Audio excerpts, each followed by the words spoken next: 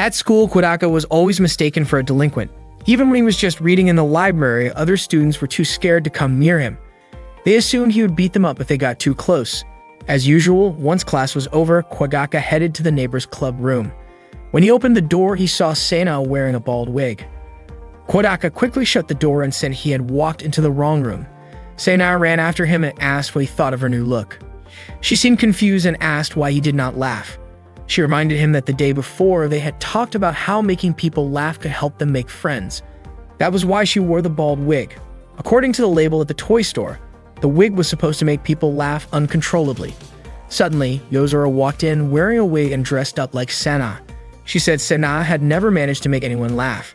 Kodaka was puzzled by Yozora's appearance. Yozora said she was dressed as a ridiculous creature from Earth and asked if it was enough to make him laugh. Kodaka just stayed silent.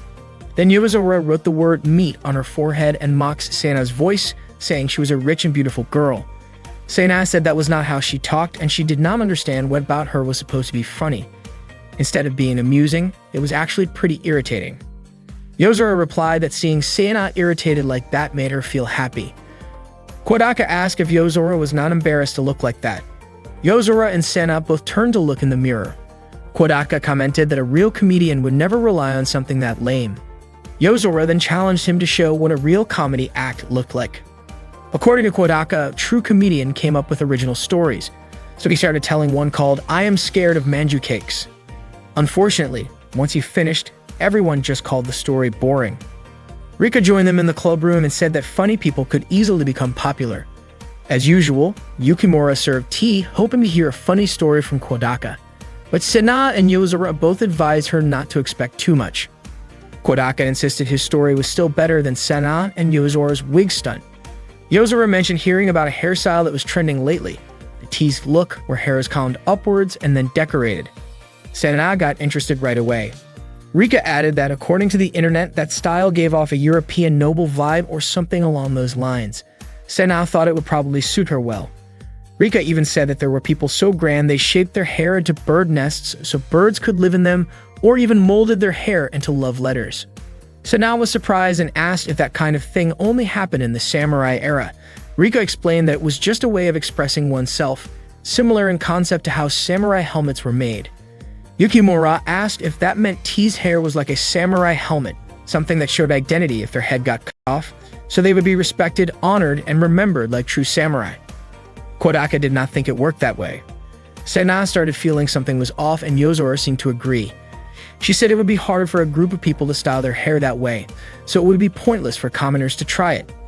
According to Yozora, regular people would just stick to basic hairstyles used by lower social classes. She says she hoped to see the T's style in person someday. Rika said it was extremely rare to find someone who was born with a natural noble aura and a personality charming enough to pull off the T's look. Kodaka realized that Yozora and Rika were clearly trying to bait Sana, and it worked. Sana took the bait. She insisted that such a person did exist, and that she was the only one who truly pulled off a hairstyle like that. Yozora told her not to force it, especially since T's hair was notoriously hard to work with. Sana said she was not trying to force anything. She believed that no matter how complicated the hairstyle might be, nothing could outshine her divine aura. Kodaka could not understand why that particular fish always bit the bait so easily. Yozora said that if Sana really was forcing things, then she and Rika would immediately start backcombing her hair. Sana got ready to have her hairstyle changed by Yozora and Rika. Before they started, she asked them not to do anything weird. Yozora began brushing Sana's hair. Sana admitted that it felt kind of nice having another girl brush her hair. Rika commented that Sana's hair was smooth and soft and even the ends were not split. Just for that day, Yozora complimented Sana's hair. Sana responded by saying that Yozora's hair was beautiful too, and she added that Rika's hair was shiny and also pretty. Yozora then asked if Sana had any requests before they started teasing her hair. Sana asked for a hairstyle that popular girls would wear. Yozora started thinking about what was trendy and said, summer. Rika suggested adding elements that represented what people liked the most during summer, like incorporating beach waves with curly hair. Yozora agreed and even wanted to add a swirling water accent using rolled sausages. Rika wanted to give it a summer storm vibe by adding a few waves to the overall look. Rika then asked Sana what she thought about the idea, and Sana said it was not bad. Yozora suggested making a hill with a beach on top of it. Things got even more ridiculous when Rika proposed replacing the hair ribbons with a bikini, and Yozora went further by wanting to add watermelon and fireworks. Sana was shocked when she realized they seriously wanted to include a watermelon, a bikini, and even yakisoba in her hair. She started to panic, but Yozora and Rika told her to stay still. Yukimura quickly went to get the watermelon, the bikini, and the yakisoba. At that point, Sana turned to Kodaka for help, but he completely ignored her. Meanwhile, Maria was outside playing in the yard.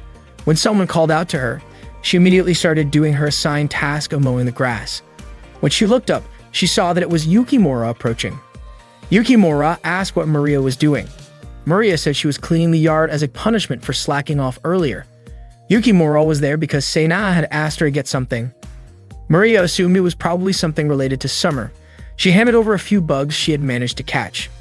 Back in the club room, Yozora and Rika finally finished creating a new hairstyle for Sana. Yozora called her the fiercely backcombed Storm Queen, the most popular girl in A Midsummer Night's Dream. The hairstyle was so outrageous that it even felt heavy on her head. Kodaka thought the two of them were being way too cruel. Yozora and Rika insisted that the hairstyle looked great and made Sana seem elegant. Sana asked if it really suited her. Yukimura said it definitely did. It was not only elegant, but also deeply moving. Yozora even admitted to feeling jealous and said she should have backcombed it herself before cutting her own hair. Sana then asked Kodaka what he thought. Kodaka told her the hairstyle really suited her. The next day, Sana told Kodaka that her father had been furious with her and ended up spanking her before undoing the hairstyle. Later on, when they were in the club room, Rika and Yozora apologized to Sana for going too far. Sana was still upset and stormed off. Yozora felt like the club activities were not going very well. While at the library, Kodaka received a message from Sana asking why he was not in the club room. Kodaka replied and told her that he was studying for the exams. Sana told Kodaka to head to the club room right away because only she and Yukimura were there.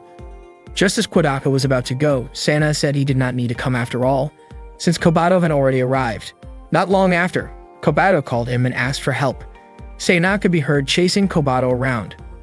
The commotion was loud enough that people nearby started to think it was a kidnapping. That night, while Kodaka was studying, Sana messaged him to ask whether he was confident about the upcoming exam. She then invited him to come study at her house. Kodaka agreed, especially since Sana had the highest grades in their year. The next day, he told Kobato that he would be going to Sana's house that afternoon to study for the exams and asked if she wanted to come along. Kobato was shocked and told him not to worry about her. She said Sana was scary. When Kodaka arrived at Sana's house, he was surprised to see her father, Pegasus, already waiting for him at the gate. Sana came out to greet him and Pegasus politely let them go study. Sana then asked if her father had finished talking to him. Apparently, Pegasus asked about Kodaka every day, which made Sana think her father wanted to have a proper conversation with him. Pegasus claimed he was simply doing his duty by keeping an eye on Kodaka. Kodaka, however, could not understand the way Pegasus thought. Sana brought Kodaka to her room to study. As soon as they got there, Kodaka was shocked to see the ceiling completely covered with photos of Yozora's face. Sana had secretly taken all the photos herself using a digital camera while Yozora was off guard. Kodaka thought she looked like a creepy stalker and asked why she would do something like that. Sana even showed him the wig Yozora had worn back then. She said that when someone holds a grudge, they have to endure it. Kodaka suddenly remembered a story about someone who slept on a tree branch or licked a gallbladder every day, just to keep their anger alive until they could get revenge. Sana said maybe she was kind of like that. She admitted to staring at Yozora's photo every night, smelling the wig she had worn and remembering what Yozora did to her to fuel her drive for revenge. Sana made it clear that she would definitely get back at her. Kodaka had not expected Sana to be this intense. She was far scarier than he had imagined. While they were studying, Kodaka accidentally glanced at Sana's chest. He asked her how to answer one of the questions, but he could not concentrate because of the distraction. Sana called him stupid for not being able to solve it, which made him decide to try answering it on his own. Not long after, Stella came in and brought them some snacks. She greeted Kodaka, asked how things were going, and then handed him a condom. Kodaka was stunned. After Stella left the room, Sana asked what she had given him. Kodaka did not say, and Sana tried to snatch it from him. In the process, he accidentally caught a glimpse of her cleavage, which Sana immediately noticed and was not happy about. Sana admitted that she felt too lazy to continue studying and ended up asking Kodaka to hang out instead. She invited him to play Iron Necromancer, a game she had just bought. She knew that Kobato really liked the anime version, and although she had already purchased the full set of Blu-ray discs, she had not watched them yet. She planned to watch it together with Kobato. Kodaka felt relieved that Kobato had not come along to Sana's house. Sana managed to win the game easily. In fact, that was her 10th consecutive win. Kodaka was surprised considering she did not know how to play at all when they first started. Sana said she was good at everything. Time passed quickly, and before they realized it, the day was already turning into evening, yet they had not studied at all. Just as Kodaka was about to head home, Sela appeared and said that dinner was ready. Sana then invited him to join them for dinner. After dinner, Kodaka got up to say goodbye, but Pegasus asked him to spend the night. Kodaka could not bring himself to refuse. He quickly sent a message to Kobato, telling her to either heat up one of the frozen meals in the fridge or make instant noodles for dinner. At that moment, Kobato was happily singing to herself. After eating, Kodaka decided to take a bath. Not long after, Pegasus showed up, saying that he wanted to scrub Kodaka's back. Kodaka politely declined, saying there was no need, but Pegasus insisted that he should not be shy. Pegasus shared that back when Hayato was still around, he used to take the initiative to lather up the soap and sit behind him. As he scrubbed Kodaka's back, Pegasus asked how it felt. Kodaka said it felt just right. That moment reminded Pegasus of the first time he and Hayato been together. Pegasus then brought up the fact that Sana had come home from school the day before with fried squid and yakisoba in her hair. He asked if Sana was often picked on at school. Sana had told him that hairstyle suited her best, and in the end, Pegasus had given her a punishment. Pegasus also noticed that such a hairstyle did not exist, which confused him, especially since Sana usually held herself with pride. He started to worry, but Sana told him she had done it by her own choice. Kodaka asked whether Pegasus had seen the state of Sana's room recently. It turned out that Sana had not allowed Pegasus near her room since she started high school, and he thought that was normal. Kodaka wanted to say that it seemed like Sana was turning into a pervy stalker-type girl, but he knew he could never say something like that out loud. Instead, he told Pegasus that Sana had never been bullied by her classmates. Kodaka also promised that he would protect Sana if anyone ever tried to mess with her. Pegasus said he would entrust Sana to Kodaka, though it felt like there was a deeper meaning behind his words. At that moment, Kodaka still did not realize he was already caught in a situation he would not be able to walk away from. That night, before falling asleep, Sana, as usual, imagined Yozora's face while kissing Yozora's wig as a way to fuel her feelings of revenge. That day, as usual, Kodaka headed to the neighbor's clubroom after class. He was surprised to see a girl he didn't recognize. When she greeted him, he finally realized it was Rika. She had let her hair down and wasn't wearing her glasses. Kodaka asked about her glasses, and Rika explained that she just wanted to change things up a bit and see if people viewed her differently without them. When Kodaka asked if she was wearing contact lenses, Rika told him that her glasses had always been fake. She didn't actually have any vision problems and only wore them as a fashion choice. Kodaka never expected Rika to talk about fashion at all. She then asked what he thought of her current look. Kodaka felt like she had transformed like a wildflower blooming on a hillside. If he had to choose, he would say her look without glasses matched his taste more. Without realizing it, Kodaka had accidentally said those thoughts out loud. Rika immediately blushed. Yozora, clearly annoyed, stomped on Kodaka's foot. Sana and Yukimura didn't look too happy either. Meanwhile, Rika laughed at Kodaka's reaction. Rika hadn't expected Kodaka to think of her that way, and then, in her usual bold manner, she invited him to do something inappropriate with her. Kodaka flatly rejected the idea. Rika quickly apologized, realizing that what she said had been rude. She then tried to rephrase her words more politely, but the soft tone still ended up suggesting the same thing. Kodaka sighed and asked why it had to be Rika, of all people, who acted like that. Rika was shocked by how disappointed he sounded. It nearly brought her to tears. Kodaka ignored her and chose to focus on studying instead. Rika couldn't believe how heartless he was, completely disregarding her hurt feelings, but strangely, that coldness only seemed to excite her more. Deciding she needed a break from reality, she thought it might be best to escape into the two-dimensional world. Rika asked Sana for permission to use her TV so she could watch an anime she had just bought. The anime was titled Gay Game Club. Yozora immediately smacked Rika in the face and demanded to know what kind of inappropriate material she was planning to watch in the clubroom. Rika insisted it wasn't anything indecent. She explained that although the show was based on a romantic game between men, the adult scenes had been removed in the anime adaptation, making it suitable even for kids. While it did have a few sensual moments on screen, she said it was still safe for all ages. Yozora, unconvinced, asked who would even care about that. Rika replied that she cared and even showed Yozora that the disc had no 17+ rating on it. Yozora argued that even without the label, the title and cover alone were already suspicious. Rika countered that things shouldn't be judged just by appearances. Kodaka agreed with Rika. He said that before criticizing something, it's better to take a closer look at what's inside. Judging based only on appearances could really hurt someone. Rika was touched and said that Kodaka was amazing. She invited Yozora to watch the anime with her, explaining that the scenes had been re-edited and some new ones were added, so even first-time viewers could easily follow the story. In the end, everyone ended up watching the anime together. The first scene featured Koyomi inviting Fumio to try out a Gaiden game. At first, Fumio wasn't interested, but after watching a bit, he changed his mind and decided to give it a try. Fumio's friends were shocked that their game hadn't sold a single copy. However, Fumio got upset and hit one of them, saying that sales numbers didn't matter to him. The climax came when an antagonist tried to destroy the Gaiden club, and Koyomi refused to let that happen. He stood his ground, ready to protect the club. The ending was unexpectedly emotional, with Koyomi declaring that even if the whole world turned against him, he would always protect Fumio. To everyone's surprise, both Sena and Yozora ended up in tears because of the anime's touching story. Rika asked Yozora what she thought of it, and Yozora admitted that it was actually pretty good. But just as the credits were about to roll, an unexpected twist came. Koyomi and Fumio shared a kiss.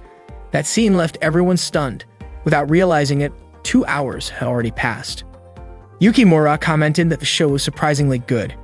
Yozora then asked Rika why Koyomi and Fumio kissed at the end. Rika explained that once the two characters had truly understood each other's feelings, it was only natural for them to share a kiss. Yozora was puzzled, especially since Koyomi and Fumio were just friends. According to Rika, it was simply because Koyomi and Fumio were human. Yozora questioned whether it was normal to do such things with a friend, but Rika didn't think it was strange at all. She said that when emotions come into play, it's only natural for the body to follow, even if it's between friends or even between two guys.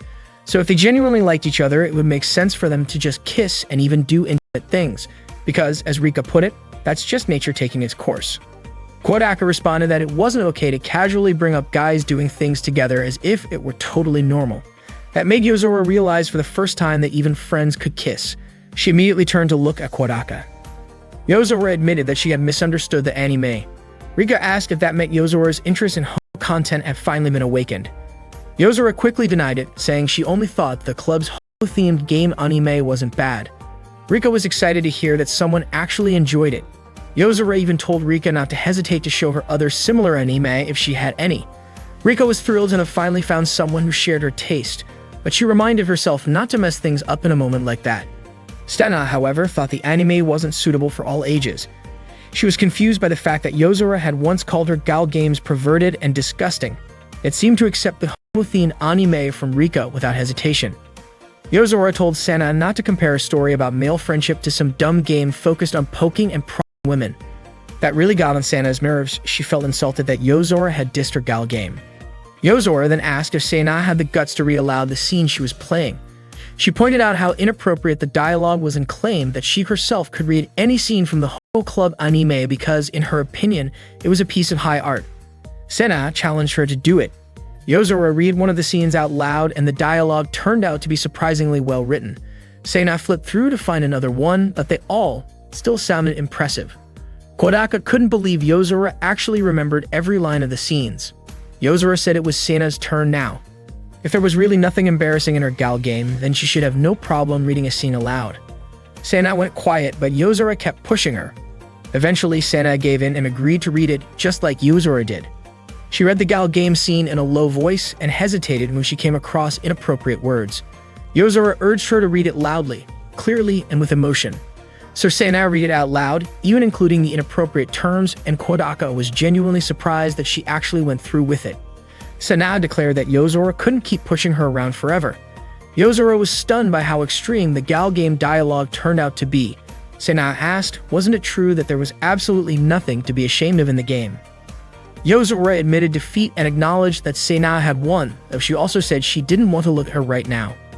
Rika commented that the scene they had just heard was a bit much for her, and even Yukimura confessed that she hadn't realized Sena could be that suggestive. Yozora said she finally understood why Sena liked that game and apologized for making fun of her. Sena was shocked and immediately ran off, but not before snapping at Yozora and calling her a perverted game freak.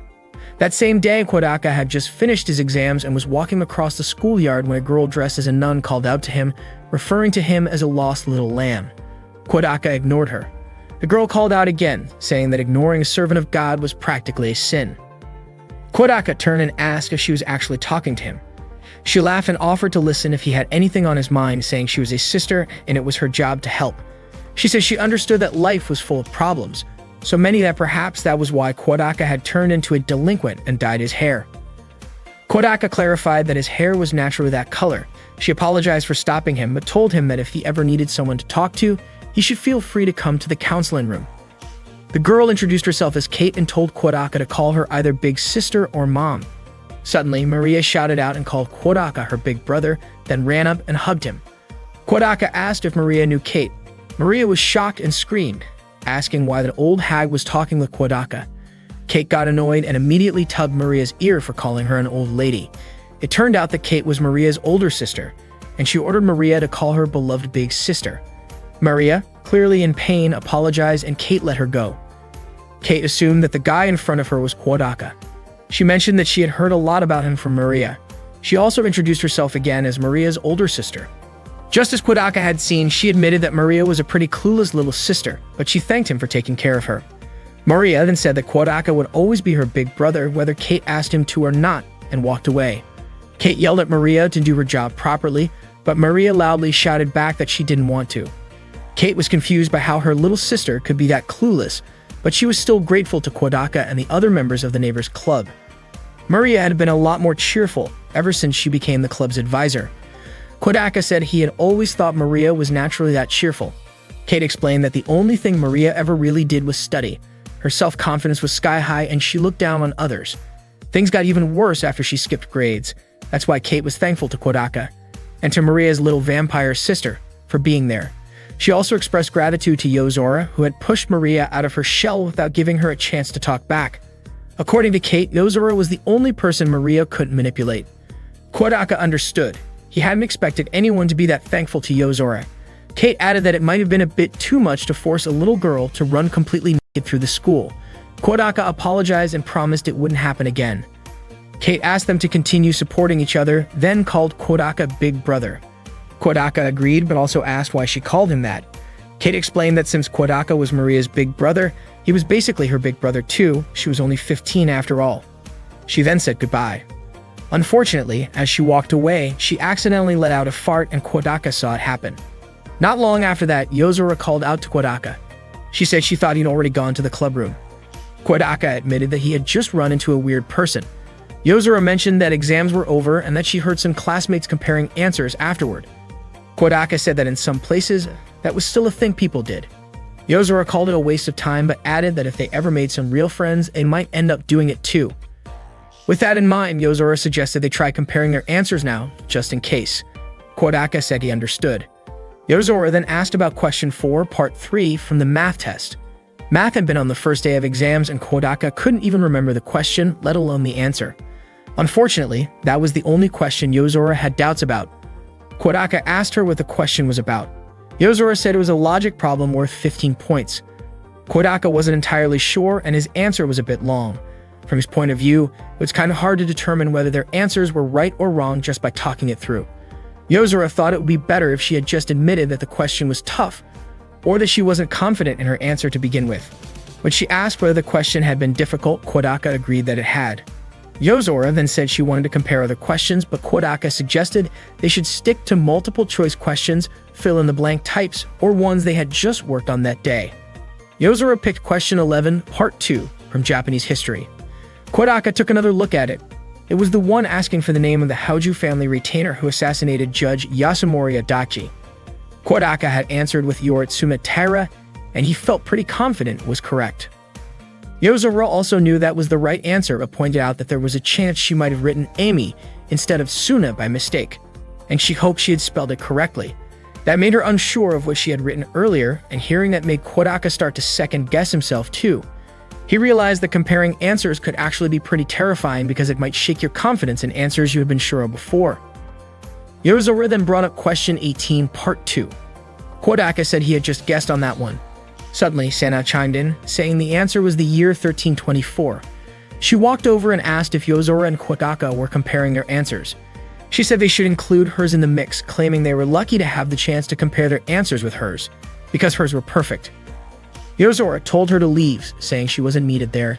Sena was confused and asked why she was being shut out like that, then invited Yozora to compare answers with her directly. Yozora brought up math question 5, part 3. Sena confidently said the answer was 45. Kodaka was surprised that both of them could remember the answers just from the question numbers. Yozora walked away and Sena ran after her, asking her to throw more questions at her, even the hard ones. But Yozora just said that comparing answers with Sena wasn't fun at all. Instead, she said she would rather compare her answers with Tomo, her imaginary friend from the wind, and ignored Sena completely. That afternoon, Kobato was watching TV while Kodaka was cooking. Suddenly, the doorbell rang. Kodaka asked Kobato to answer the door and told her that if it was someone from the newspaper agency, they didn't need anything. Right after that, he heard Kobato shout that they didn't need any. Kodaka figured it must be the newspaper agent, but when he went to check, he saw that Kobato was actually trying to stop Maria from coming into the house. Maria got excited and immediately jumped toward Kodaka. Kodaka was surprised to hear that she ran away. Maria explained that Kate kept forcing her to work, and she figured that since Kodaka was her big brother, he wouldn't make her do chores. Hearing that, Kate got annoyed and told Maria that she might as well just become Kodaka's child. Not long after, the phone rang. It was Kate calling. She told Kodaka that she didn't mind Maria staying at his place and asked him to take care of her for a few days. Kodaka was fine with it, especially since it was still school break, so he agreed to let Maria stay over. That night, Kodaka invited Maria and Kobato to have dinner together. Maria was amazed by how much food was on the table and even thought it looked like a Christmas celebration. Kobato called Maria a clueless church servant from another era and said that was exactly why she was sick of dealing with someone as lowly as Maria. When Kobato was about to grab some food, Maria slapped her hand away and told her to pray first. Kobato replied that she was a servant of the night and never worshipped anything. Kodaka reminded Kobato that if that's her belief, fine, but she should at least say let's eat before starting. Kobato gave in and said it, and Kodaka praised her for that. She then immediately started devouring the fried chicken. Maria quickly said her prayers so she could start eating too. Kobato pointed out that Maria hadn't finished praying yet, but Maria claimed she was just trying to rescue the chicken from an evil vampire like Kobato. The two of them started arguing and Kodaka couldn't believe they were fighting during dinner. Suddenly the phone rang again. Kodaka picked it up and it was Kate.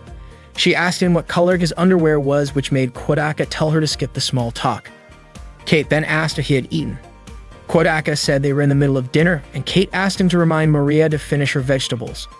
When Kodaka returned to the table, his fried chicken was gone. He asked who ate it, and Maria and Kobato blamed each other. While washing the dishes, Kodaka asked Maria how she knew his address. Maria said Kate had brought her there. Kodaka pointed out that this wasn't exactly running away from home. Then the phone rang again. Kate was checking in to see if Maria had finished her vegetables. Kodaka told her that Maria had eaten all of them, which made Kate feel relieved, and she hung up right after that. Later that night, Kobato wanted to play video games with Kodaka, but Maria suddenly pointed out that the game Kobato was playing was actually an eroge.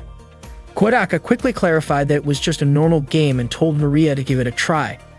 Maria and Kobato started playing together, but Kobato easily defeated Maria in no time.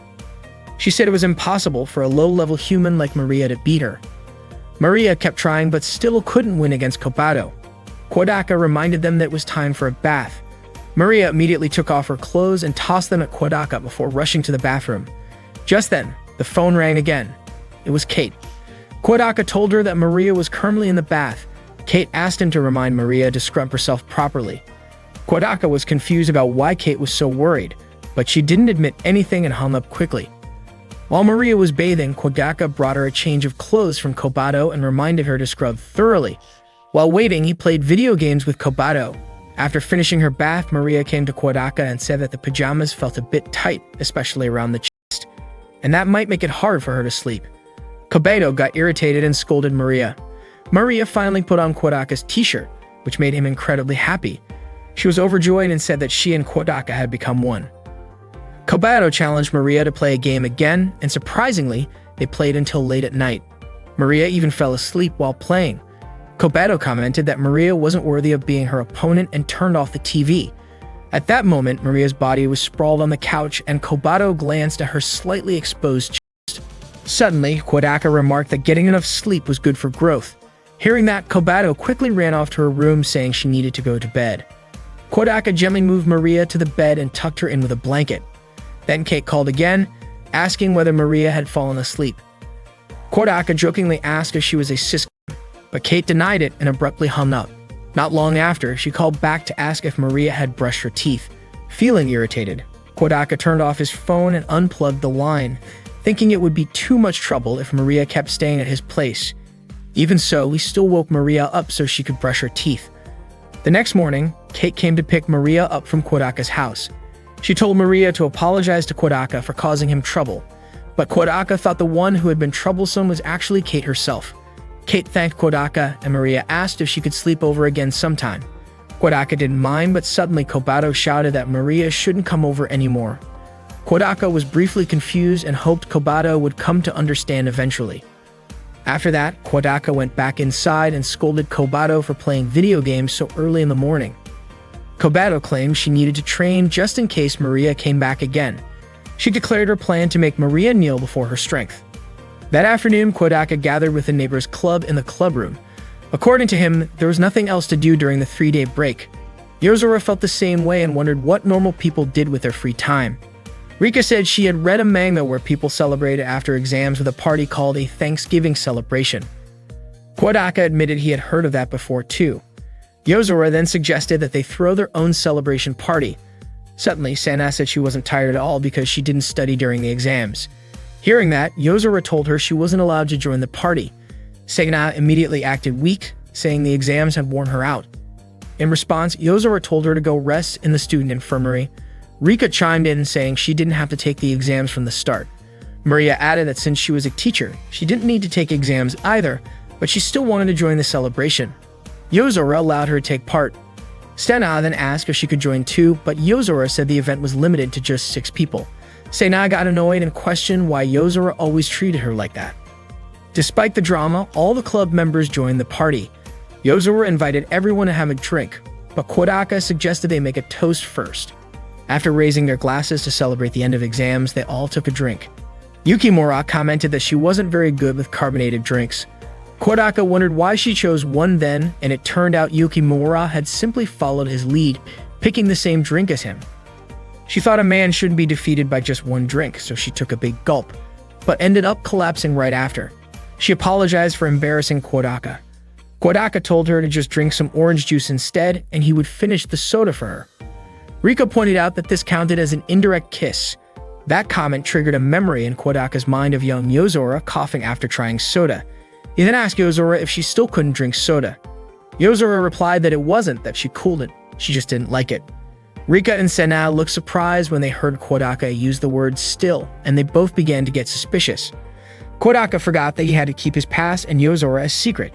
After they finished all the snacks, Yozora asked what they should do next, whether they should play a game. Rika mentioned that she had heard of a group game called the King's Game, where the king is chosen randomly, and whoever is the king gets to order anyone to do whatever he wants. Sana got really excited and even planned to order Yozora to lick her feet. She was enthusiastic about getting everyone to play the King's Game. Yozora agreed and even planned to give Sana a tough time during the game. Kodaka set one condition: the king's orders had to be chosen randomly, so he asked everyone to write down king's orders and put them into a box. He had to do this because otherwise everyone would just make up orders as they pleased. On the first turn, Sana got to be king. She even said that she was obviously the one who deserved to be king. Yozora immediately handed her the box full of orders. Sana said that Yozora would be punished by the king for being disrespectful and read an order saying that person number 4 had to change into a swimsuit. Kodaka was shocked and asked who had written that order. Sana admitted she wrote it herself. Kodaka then asked what would happen if the order was directed at Sana herself, but she said she wouldn't be affected. Sana asked who had number 4, the poor fool who would have to spend the whole game wearing a swimsuit. Unexpectedly, number 4 turned out to be Kobato. Sana was surprised and said the order was inappropriate and that she would erase it. However, Yozora insisted that the king's orders were absolute and told Kobato to take out her anger on Sana. Sana pointed out that there were no swimsuits in the room, but Rika offered a very sexy cosplay outfit as a replacement. Kobato had no choice but to wear it, and at that moment, she truly hated Senna. On the next turn, Yozora became king. When she drew a king's order, she was shocked and wondered who the fool was who wrote it. The order was for number 5, who was Maria. Yozora read the order aloud. It was something quite inappropriate. Yozora suspected that Rika was the one who wrote it. Rika admitted it, saying it would be more fun to see the person reading it get embarrassed. Then Senna became king again. Unexpectedly, she went to the convenience store in front of the school and read a dialogue from the king's orders where she scolded the cashier exactly as written. Afterwards, Senna got annoyed and asked who had written such an order and why the king had to follow their own orders. Yozora explained that the king's orders were absolute, even if it meant ordering themselves. Kodaka guessed that Yozora must have written that order since she had marked the edges of the paper so she wouldn't pick the wrong one. He thought Yozora was seriously scary. Next, it was Rika's turn to be king. Her order was for number 1 to show her chest to everyone present. Yukimura suspected that Kodaka was the one who wrote the command, but Kodaka denied it. It turned out that Senna was the one who wrote it. Kodaka then asked what would happen if Senna herself ended up facing the consequences, but Senna was confident that wouldn't happen. Kodaka wondered where Senna's confidence came from. It turned out the number 1 was Kodaka himself, and he immediately showed his chest to everyone. After that, they took turns receiving the king's commands. Maria was ordered to ask the male students to choose between curry-flavored poop or poop-flavored curry. Senna and Rika were told to run around the field. Yukimura had to wear a bald wig. Maria and Yozora were instructed to dance together, and there were many other fun challenges. Finally, they reached the last round, and this time Senna became the king again. When she was drawing lots, A noticed a piece of paper stuck in the corner and decided to make it the final command. The order was number 3 had to kiss the king. Everyone was shocked to hear this. Senna asked about number 3, and it turned out Kodaka had drawn that number. Maria got excited knowing her older brother Kodaka was going to kiss someone, while Senna blushed and asked Kodaka to come closer quickly. Kodaka wondered if they really had to do it since the king's orders were absolute. As Kodaka and Senna were about to kiss, Yozora suddenly stopped them, insisting that something inappropriate like that should not happen. Senna argued that the king's order was absolute, but Yozora remained firm in preventing it. Kodaka then drank the soda in Senna's glass, so technically they kissed indirectly. Rika agreed with this solution, as did Kobato, Yukimura, and Yozora. Yozora announced that the king's game was over. Senna realized that kissing just because of an order wasn't really a good idea. That night, Kodaka's father called, asking about Kodaka and Kobato's well-being. Kodaka said that they were both doing fine. Kodaka's father then mentioned hearing from Pegasus that Kodaka was going to marry his daughter. Hearing this, Kodaka was shocked. Kodaka's father called him and asked if he was planning to marry Pegasus' daughter. Pegasus had apparently contacted him to talk about setting a date, but his voice over the phone sounded like he was drunk. Kodaka's dad also asked if Kodaka was dating Senna. Kodaka clearly stated that he wasn't in a relationship with her. His father then asked if he had 1 or 2 girlfriends. Kodaka openly admitted that he didn't have any. Instead, he joked that Kobato already had a boyfriend and that she was staying over at his place that night. Upon hearing that, his father got really angry and even said he'd fly back to Japan right away. Kodaka quickly admitted he was just joking and ended the call. That day, Kodaka brought Kobato to the neighbor's club room. Seeing her, Senna got excited and asked if Kobato wanted to go with her to an amusement park the next day. She even showed her a ticket to Yokoshima Wonderland, which had been given to her by one of her father's college friends. Senna said the park would be selling limited edition toys and that she would treat Kobato to lots of candy and hamburgers. She sincerely hoped Kobato would accept her offer and even asked her not to be scared of her. Yozora immediately commented on the ticket and called Senna pathetic. Kodaka asked if Yozora had ever been to that place. She admitted that she had back when she was in middle school, and all she did there was read books. Kodaka said he had only gone with his family before, but someday he hoped to go with friends. Yozora then decided that everyone in the club should go to Yokoshima Wonderland together the next day, especially since exams were over and nobody had any other plans. Kodaka agreed. According to Rika, since it wasn't a weekend, the park wouldn't be too crowded, so she decided to come along as well. Naturally, Yukimura wanted to accompany Kodaka. Maria was overjoyed at the thought of going to an amusement park. Kobato figured it might be a good idea to experience a human amusement park at least once. Senna told Yozora that she had originally only invited Kobato, but Yozora pointed out that the ticket allowed up to 6 adults, so they might as well use all the slots. Everyone turned to look at Maria upon hearing 6 adults. Realizing she was a kid and wouldn't count as one of the adults, Maria looked a little left out. Sena quickly said she would buy an extra ticket for her. Maria immediately hugged Sena and thanked her. While walking home, Kodaka asked Sena if there was anything strange about her father the day before. Sena explained that after handing over the tickets, her father suddenly got super cheerful and started drinking sake, though she had no idea why. Kodaka guessed it was probably just drunken nonsense he said over the phone. The next day, Kodaka and the others went to Yokoshima Wonderland. He figured it was probably Sena's first time at an amusement park. When Kodaka asked which ride they wanted to go on first, Yozora, Sena, Rika, and Kobato all confidently chose the Black Dragon, a roller coaster. Kodaka was surprised they wanted to start with that, but Sena had already decided that it was the first ride they'd go on. Yozora said the ride was pretty famous, and Kobato referred to it as the Dark Dragon. Even Maria wanted to ride it. They all got on the roller coaster together. As it started moving, Yozora said it felt way too slow, while Sena commented that the people below looked like trash. Kobato even thought that was the extent of the ride's power. Rika said all the vibrations were making her feel overheated and extremely flustered. But once the roller coaster began to climb, their faces changed. Yozora and Sena started hoping the ride would stop. Kobato and Maria began screaming in fear, though Yukimura still looked calm. As the roller coaster dropped suddenly, everyone screamed at the top of their lungs and even started shouting things they probably shouldn't have said. After getting off the ride, Kodaka asked what they thought of the Black Dragon. Maria said the ride was super fun, while Rika was holding her head and looked completely dazed. She didn't remember a thing. Suddenly, an announcement played saying that the Iron Necromancer character show would start at 10:45 on the main stage.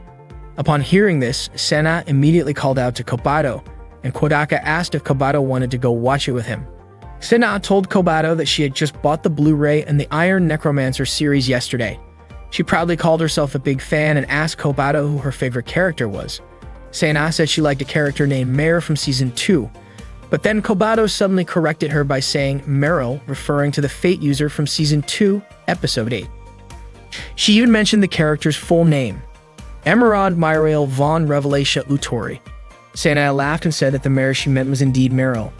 Kobato added that Meryl also made a return appearance in Season 3, Episode 5. Kodaka explained that Kobato was a hardcore Iron Necromancer fan, so when someone talks about it half-heartedly like that, it's like pouring oil on a fire. Not long after the show began, the special guest for the day was Iron Necromancer Guernica. The audience cheered with excitement, and the host asked everyone to call out Guernica's name together. But instead, Astaroth, the villain, made an entrance. He announced that Guernica would be late because he had fallen into one of his traps. Astaroth declared that he would take everyone hostage until Guernica showed up, and the host dramatically called for help.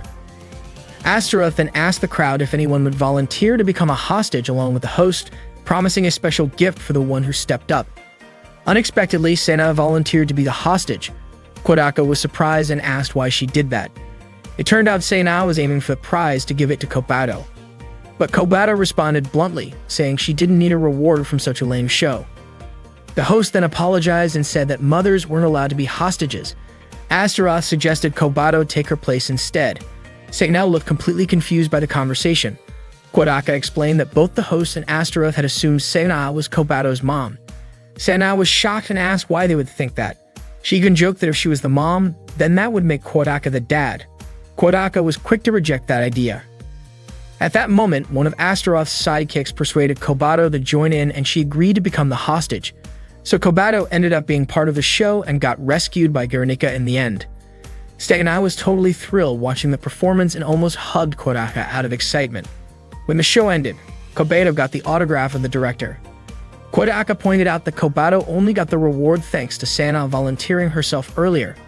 Upon hearing that, Kobato shyly and quietly thanked Sena. Sena looked deeply touched, but Kobato immediately ran off. Sena mentioned how cute Kobato looked when she was acting all shy. Kodaka also thanked Sena, and Sena replied that it wasn't like she did it for Kodaka or anything. She only did it for Kobato. Sena complained that it was annoying how the host and Astaroth called her a mom, especially since she wasn't even married. She called them idiots. The word married suddenly made Sena think that before marriage, people needed to date first. Kodaka noticed and asked what she was thinking about, but Sena didn't answer him. Kodaka reunited with his friends at the cafe and asked what everyone had been up to earlier. Yozora said she had just been reading a book. Rika proudly shared that she had ridden the carousel 10 times, and Maria excitedly said she had eaten fruit crepes and a bunch of other snacks. Kodaka apologized to Yukimura for having to cover all the food Maria had ordered, but Yukimura told him it was totally fine. After all, it was only natural for her to take care of Kodaka's little sister. Maria was instantly drawn to the curry in front of her. As she was about to say something gross about it, Yozora quickly pinched her cheek to stop her from finishing her sentence.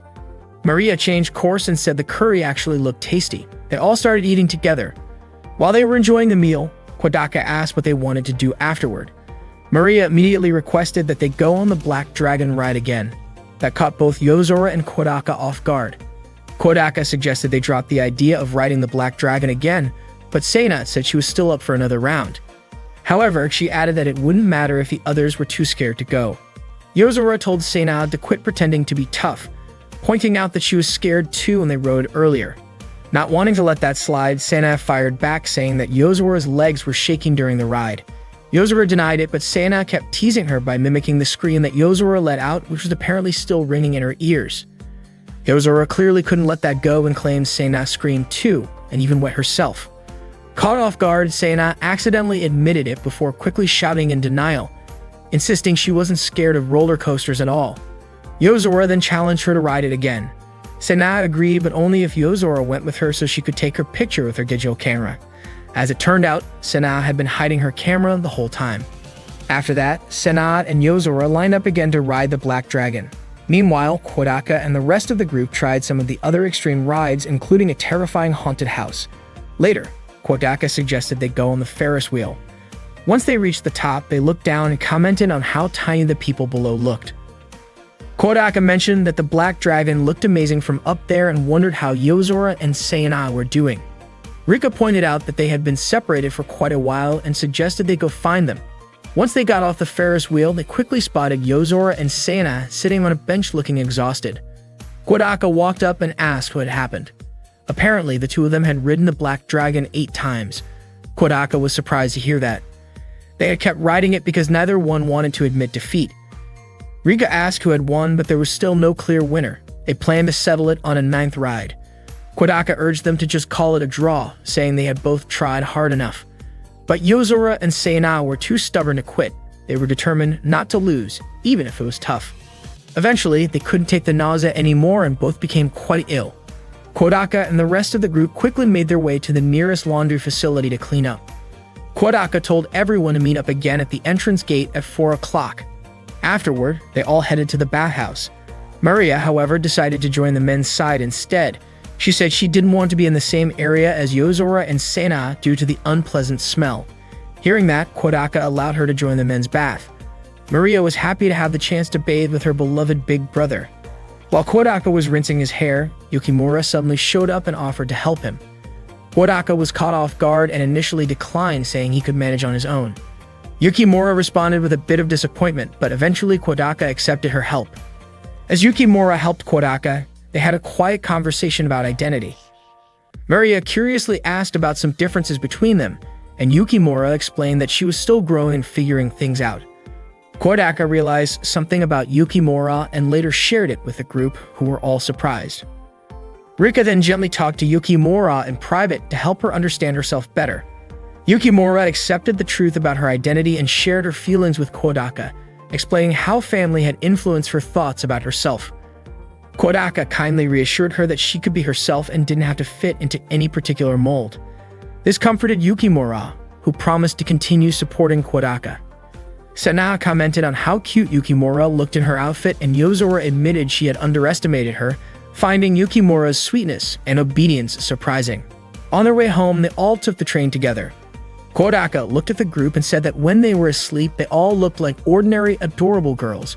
Just then, Yukimura cuddled up next to Kodaka, and he was surprised by how close she was. Kodaka was surprised to see Yukimura wearing a butler costume. Yozora explained that it was part of a new training program, version 2, to help Yukimura become a true gentleman. Yukimura said she would keep doing her best even if she still had a long way to go. To Kodaka, Yukimura hadn't just made little progress, he honestly thought she was a girl. But Yukimura believed that being a real man wasn't something limited by gender. Yozora agreed, saying that if someone had the spirit of a man, they could still be considered one, regardless of how they were born. Yukimura then confidently promised Kodaka that one day she would become a true gentleman like him. Kodaka understood her determination, but he couldn't help wondering why dressing as a butler was necessary. According to Yozora, the first image that came to her mind when thinking of a man was definitely a butler. Sena asked if there was really a problem with a girl wearing a butler outfit. She thought it looked cute.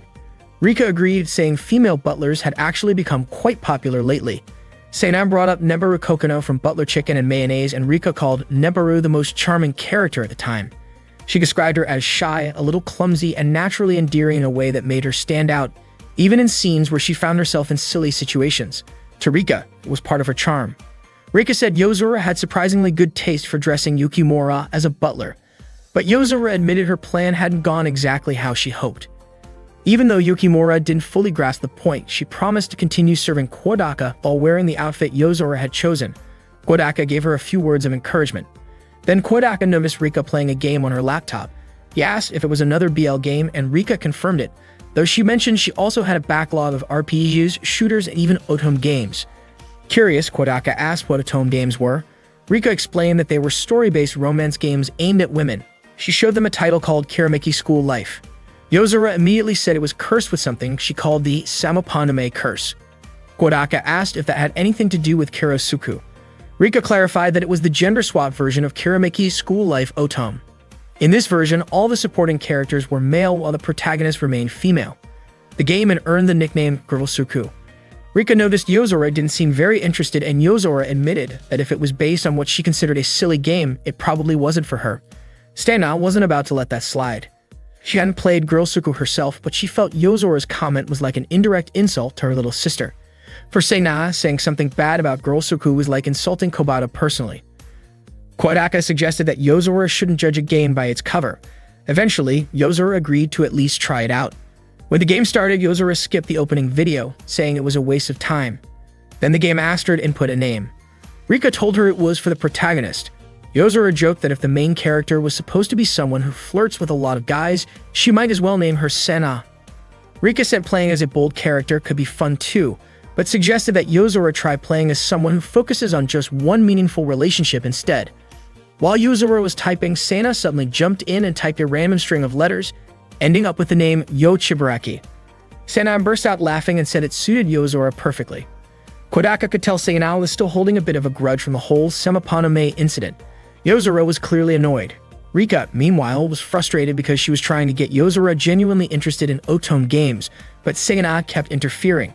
Her serious expression even startled Sena, who quickly apologized.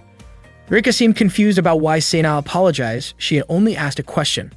Kodaka was surprised to see Rika act so intense. Eventually, Yozora changed the protagonist's name to her own. The game introduced Yozora's character as a first-year student at Kirameki High School. The character commented that the spring breeze felt wonderful. Sena couldn't help but chuckle. The character seemed like an ordinary girl who just wanted to enjoy her high school life.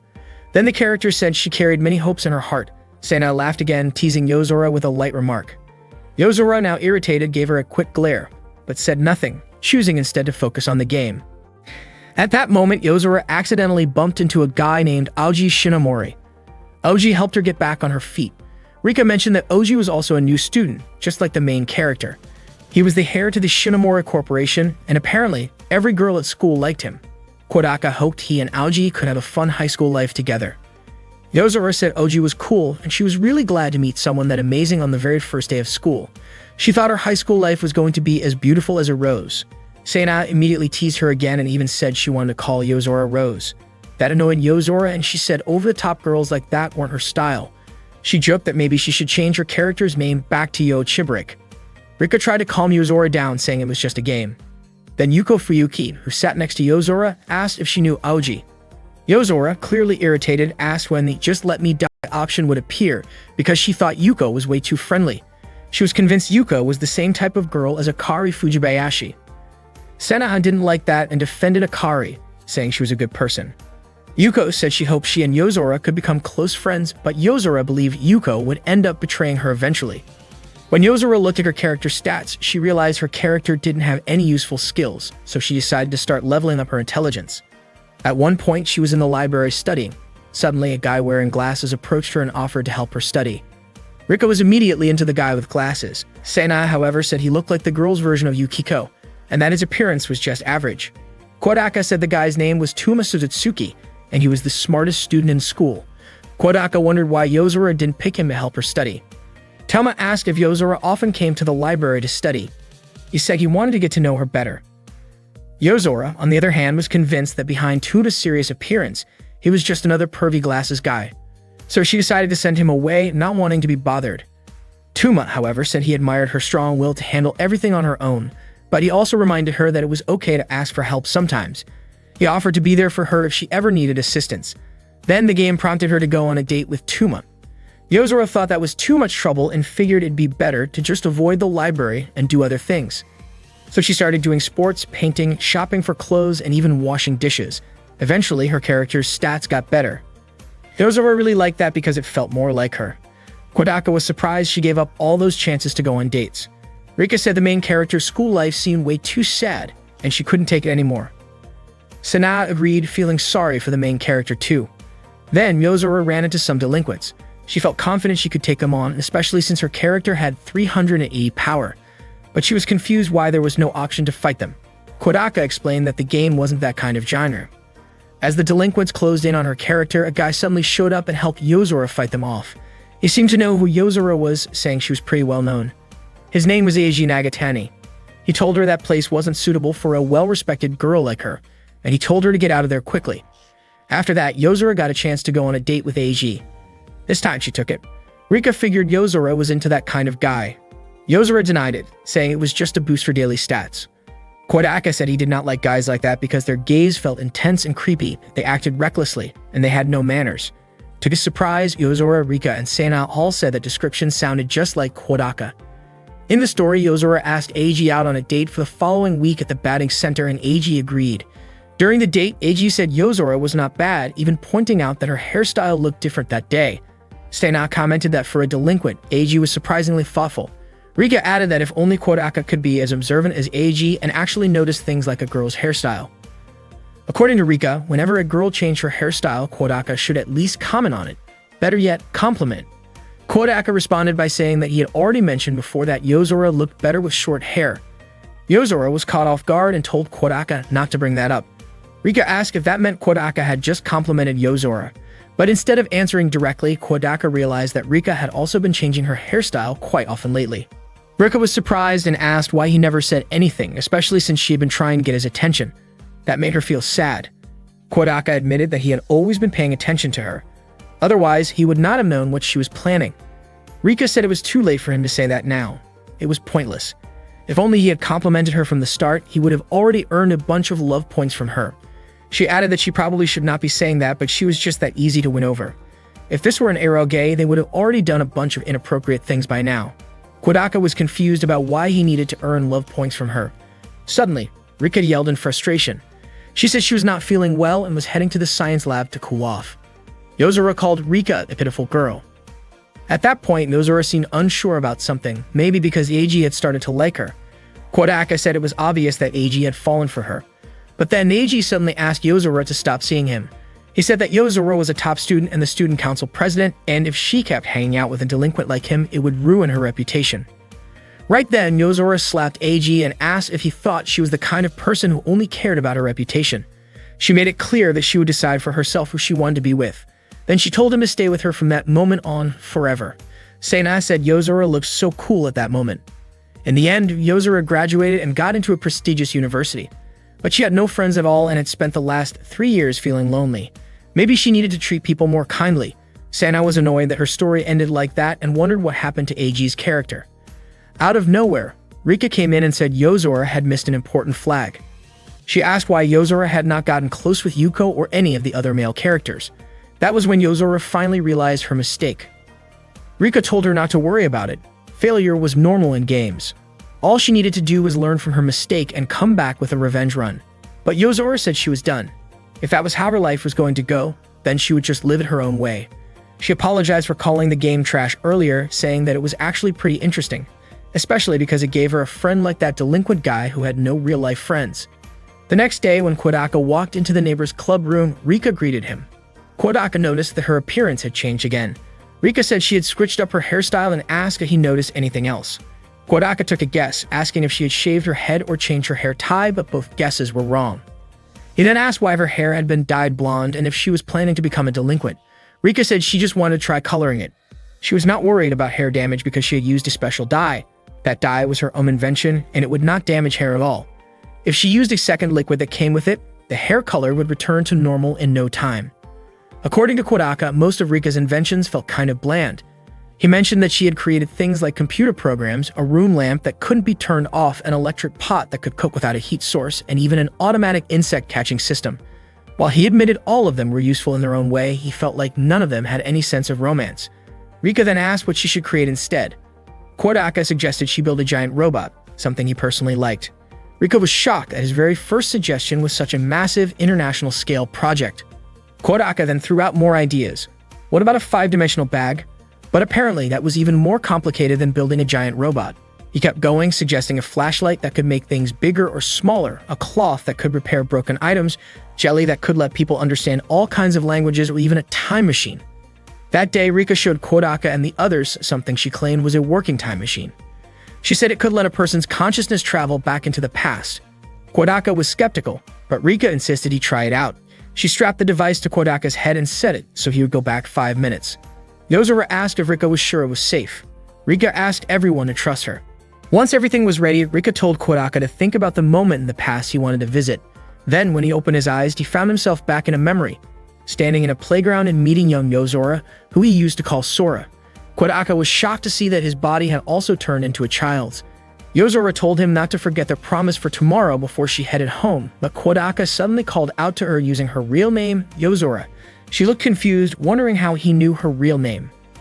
Kodaka explained that starting tomorrow, he would be moving away from the town and wouldn't return for 10 years. So tomorrow would be their last day together. He apologized and told her they'd always be friends no matter what and that he'd never forget her. He apologized again, but suddenly, Yozora tried to hit him and transformed into the demon Astaroth, launching an attack. Kodaka screamed out her name and woke up. Seeing that, Rika immediately removed the device and asked if he was okay. Apparently, more than 5 minutes had already passed, which was why he had come back to the present moment. Rika apologized and admitted that she had lied about it being a real time machine. The truth was that Kodaka had just been put to sleep using hypnosis, and what he saw in his dream was shaped by what he truly wished for. Originally, she only meant it as a joke, but it seemed like Kodaka had a nightmare. Rika apologized again. Kodaka instead apologized to her for making fun of her inventions. He said that the time machine was actually amazing. Even though things went a little off the rails, it truly felt like he had traveled through time. He was grateful because the device had allowed him to finally say the things he had always wanted to say, even if it was just in a dream. Rika then asked if he really felt like he had gone back in time during a dream. Kodaka replied that it felt exactly like going back 10 years. Sena, curious, asked if Kodaka's dream had taken place 10 years ago. How was Yozora still in it? Sena asked Kodaka why Yozora appeared in his dream if it was about something that happened 10 years ago.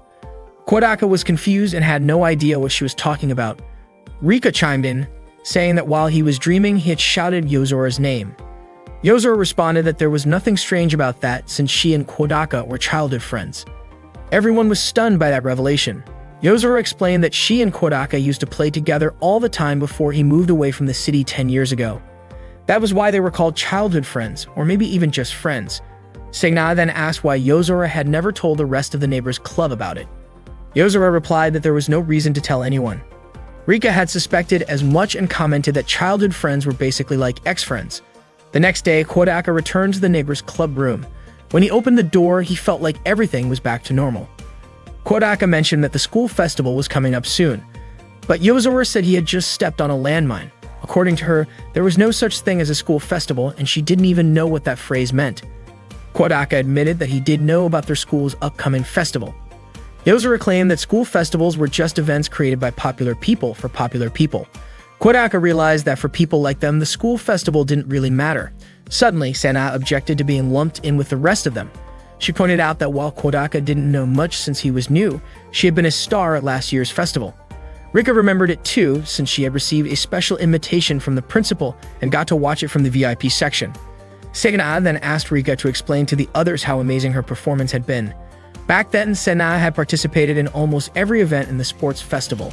The 200-meter dash, the relay race, the obstacle course, the bread-eating race, the marathon, and the three-legged race. She had taken part in nearly everything, and won them all. Kodaka admitted that was pretty impressive. It turned out Sena hadn't only participated in the sports festival, but the cultural festival as well. Rika recalled how Sena's class had put on a play where Sena defeated a villain with a sword. Rika explained that most of the guys were just enjoying the way Sena's chest bounced around while she was running, and the fact that her underwear often showed during the stage performance. Sena was shocked to learn that the cheers hadn't actually been for her impressive acting or athletic ability. Yozora remarked that fake praise and misfortune were a perfect match for Sena. She even suggested they start calling her Princess Misfortune. Offended, Sena fired back by calling Yozora flat chest. Yozora said what they really needed to do was sit back and let the popular crowd handle the festival activities. Just as she was about to ask Kodaka to join her, Sena suddenly suggested that their club should host an event for the school festival. She pointed out that clubs usually did something to participate in the festival. Kodaka agreed with her idea. He even saw it as a kind of practice for when they eventually made real friends. Surprisingly, the others were on board too. Yozora reluctantly agreed as well, saying the neighbors' club would join the cultural festival that year, and they would drag the popular kids into a festival straight from the deepest pits of hell with their own hands. Everyone nodded in agreement. Kodaka felt slightly uneasy hearing Yozora mention hell so casually. Yozora then asked what kind of event they should plan. Sena suggested a maid cafe, but Yozora immediately shut it down. Sena got annoyed and asked why Yozora didn't even consider it, especially since maid cafes were pretty normal for cultural festivals. Yozora insisted there was no way she would serve other people. Kodaka agreed it was clearly not something Yozora would ever do. Rika also understood, especially the part about dressing up in a maid outfit. Just imagining that scenario made Sena double over, clutching her stomach, trying not to laugh. She said it was the kind of ridiculous joke that gave people stomach cramps from laughing too hard. Yozora admitted that she really was not good at serving others, though she felt that the same could be said for everyone else. Kodaka said that if it was just about taking table orders, he could probably handle it, even though he had never done it before. Sena laughed and said that if Kodaka were the one serving, all the customers would probably run away. Kodaka insisted that he could at least be polite, but Rika seemed skeptical. Kodaka then asked Rika if she could serve customers. Rika told him not to underestimate her and then turned to Yozora to ask if the maid uniform Yukimura used to wear was still available. Yozora went to get it right away and Rika quickly changed her clothes because she wanted to show everyone. She told Kodaka to close his eyes since she was changing right there. Once she finished getting dressed, she told Kodaka to open his eyes. Just by looking at Kodaka's expression, Rika could tell what he was thinking, something along the lines of, "Oh, so Rika changed outfits." Rika called him an idiot, especially because he had actually closed his eyes when he was supposed to sneak a peek. Kodaka was confused by her reasoning. Rika called him an emotionless pudding and told him to leave the room and then come back in. Kodaka stepped out and commented that Rika's words had become seriously harsh lately. Not long after, he came back in, only for Rika to step on his foot and call him lazy. Kodaka had no idea why she was treating him like that. Rika told him to sit down. When he did, she kicked him again and said that he seemed to understand what a kick meant, but not what it meant to sit. She went on to call him useless, stupid, and an untrained dog. Rika kept insulting and hitting Kodaka. In Kodaka's mind, being a tsundere did not give Rika a free pass to do whatever she wanted, but Rika clearly did not care. She suddenly scolded him again for sitting in that chair, and when Kodaka asked where he was supposed to sit, she kicked the back of his knee and told him to sit in a chair invisible to idiots. Then Rika served him a coffee in a rough manner and said it cost 100,900 yen. Kodaka pointed out that she was forcing people to pay for coffee they had not ordered. Rika paid no mind to his comment. Instead, she told Kodaka to take off his pants and expose a part of his body that sunlight could not reach, then told him to savor the scent of his inner thighs and the coffee together as a complete experience. Kodaka asked if they could please just stop already. Hearing that, Rika suddenly switched to being cheerful and politely asked him to come again. She then asked Kodaka how she did in her role as a tsundere maid. Kodaka said that instead of charming him, Rika ended up tearing his heart apart. Rika was surprised, especially because she had thought Kodaka would actually like it. Yozora said she had no idea what part of that anyone was supposed to like, though she admitted Rika's appearance was pretty good. Unfortunately, Yukimura said it still lacked something. Rika understood since Yukimura used to be a maid and clearly took the role seriously. Yukimura explained that being a maid meant devoting oneself entirely to their master. Yozora then suggested that Sana show everyone what being a proper maid looked like. Sana told Kodaka to step outside so she could change. Kodaka asked if it would be okay if he just closed his eyes, but Sana firmly refused, saying Kodaka had already peeked on her twice. Kodaka had no memory of this. After waiting outside for a while, Kodaka was called back in by Sana. When he opened the door, Sana, now dressed in a maid outfit, greeted him kindly. Kodaka was stunned by how tight the maid outfit looked on her. Sana told him to stop staring and wondered aloud why they had such a tight outfit for maids in the first place. The outfit looked incredibly sexy on her.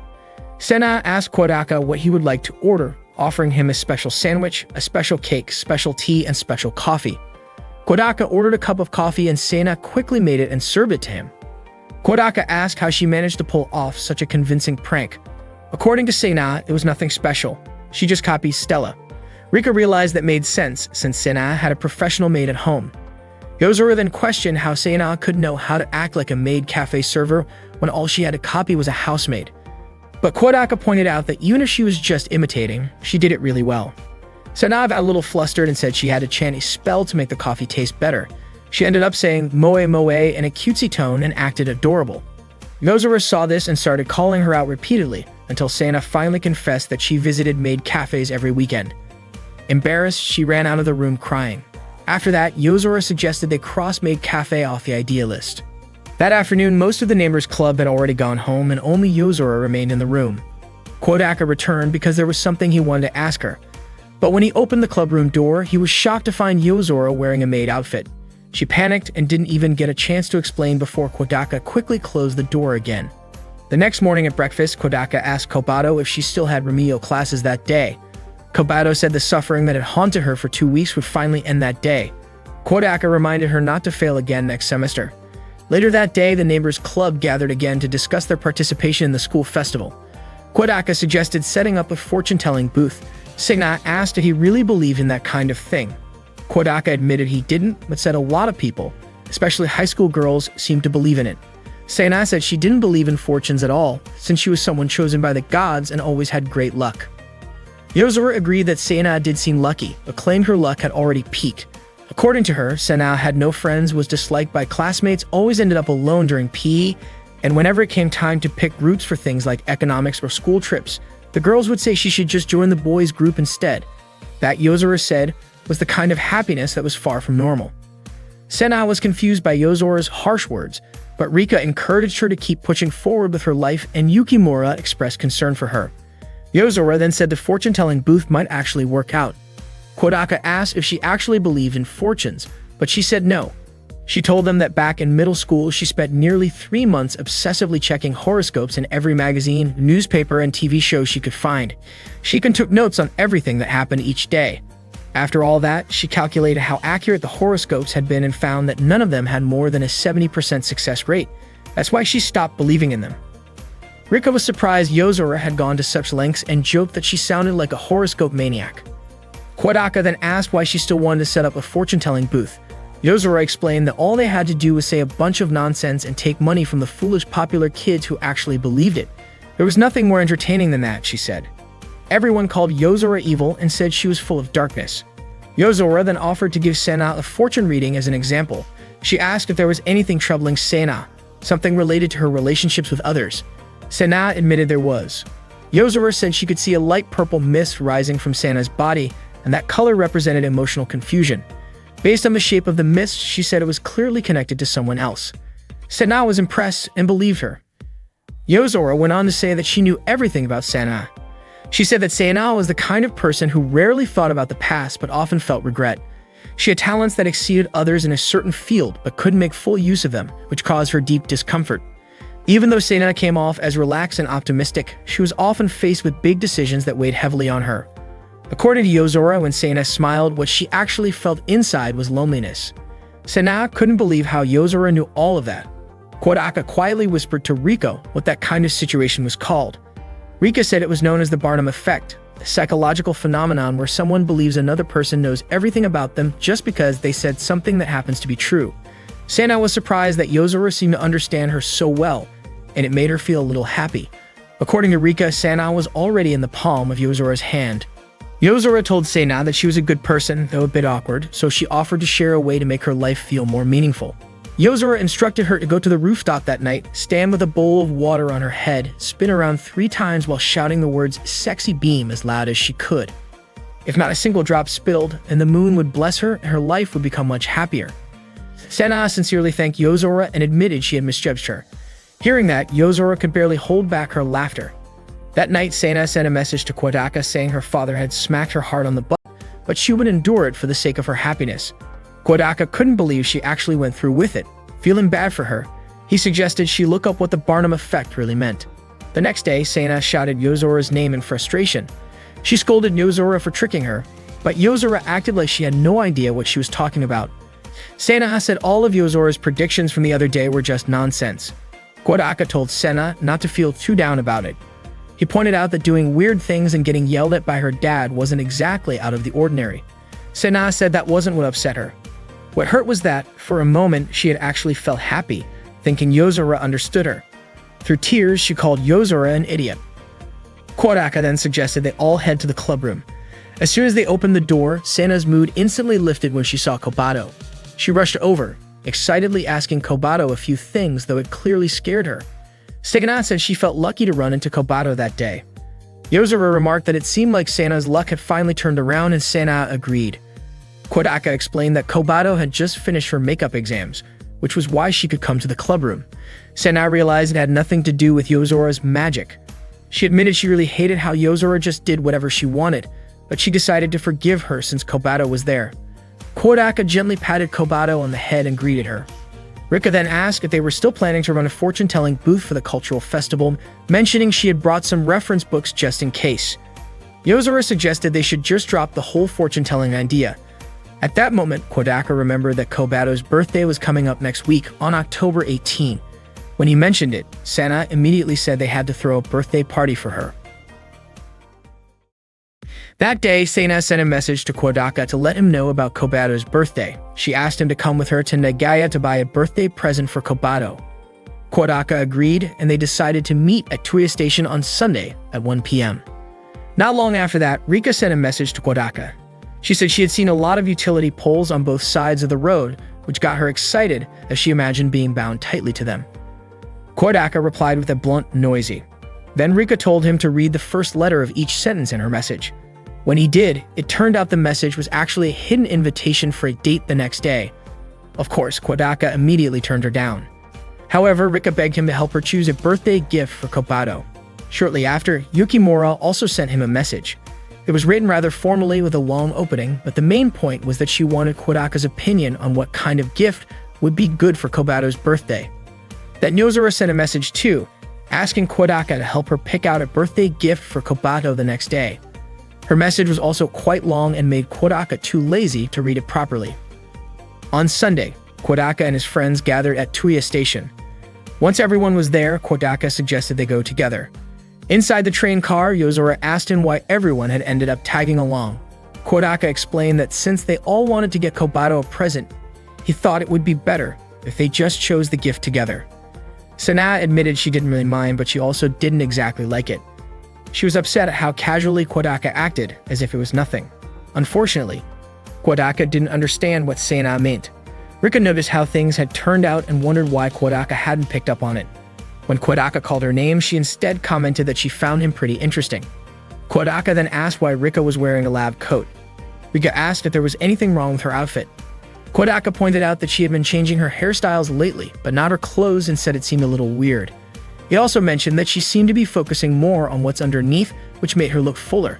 Rika was surprised that Kodaka had noticed. She said it didn't make much sense to focus on clothes, especially since he had acted indifferent when she changed in front of him the other day. Kodaka told her she was cute and would look even cuter if she wore something that suited her. Apparently, the others overheard that. Rika then asked Sena if she had any store recommendations since Rika wanted to buy some new clothes. She said she admired Sena's fashion sense and wanted to know where she usually shopped. Sena admitted that she rarely went to Nagaya and usually bought clothes from brand-name stores near her home. Kodaka pointed out that there were only mountains and valleys near Sena's house. Sena then apologized and confessed that she had lied. She admitted that Stella handled all her outfits and was also the one who did her hair and makeup. Rika turned to Yozora and asked about her clothes. Yozora replied that she usually shopped online and often bought full outfits based on what she saw in magazines or fashion websites she followed. Rika asked if that meant every outfit in a fashion magazine fit Yozora perfectly. She said she was jealous and told Yozora she looked really cute that day. Yozora was surprised Rika said that. Rika explained that Yozora looked feminine, cute, and even sexy that day. Yozora got irritated and told Rika not to say random things like that. She claimed that the outfit she was wearing was actually the most tomboyish one she found in the magazine. Kodaka chimed in, saying that being tomboyish doesn't mean someone has to look like a boy. Rika added that the point of the style was to highlight a girl's cuteness in a way that stands out more. Kodaka agreed and said that made more sense anyway. Besides, he didn't think any guy would want to wear clothes that exposed their stomach and thighs like that. Yozora looked extremely embarrassed. When they arrived in Nagaya, Yozora said she wanted to go shopping but didn't want Kodaka to come with her. Rika then said she wanted to join Yozora instead, and Kodaka told Yukimura to go along with them and keep an eye on both of them to make sure they wouldn't faint in the middle of the crowd. After Yozora, Rika, and Yukimura left, Kodaka invited Sena to take a look around the area. Sena asked Kodaka what kind of gift could increase her love points with Kobato. She wondered if something Kuroneko-themed would work, but Kodaka told her that Kobato already had plenty of those. He also reminded Sena not to pick something too expensive. Hearing that, Sena said Kodaka sounded like a parent. She then asked what he thought she should buy instead. Kodaka said it should be something that makes her happy. Shockingly, Sena suggested getting lingerie, which Kodaka immediately rejected. He told her that he actually knew the one thing Kobato would definitely love as a birthday gift: meat. But he clarified that by meat, he didn't mean Sena, who Yozora often referred to as meat, but actual meat to eat.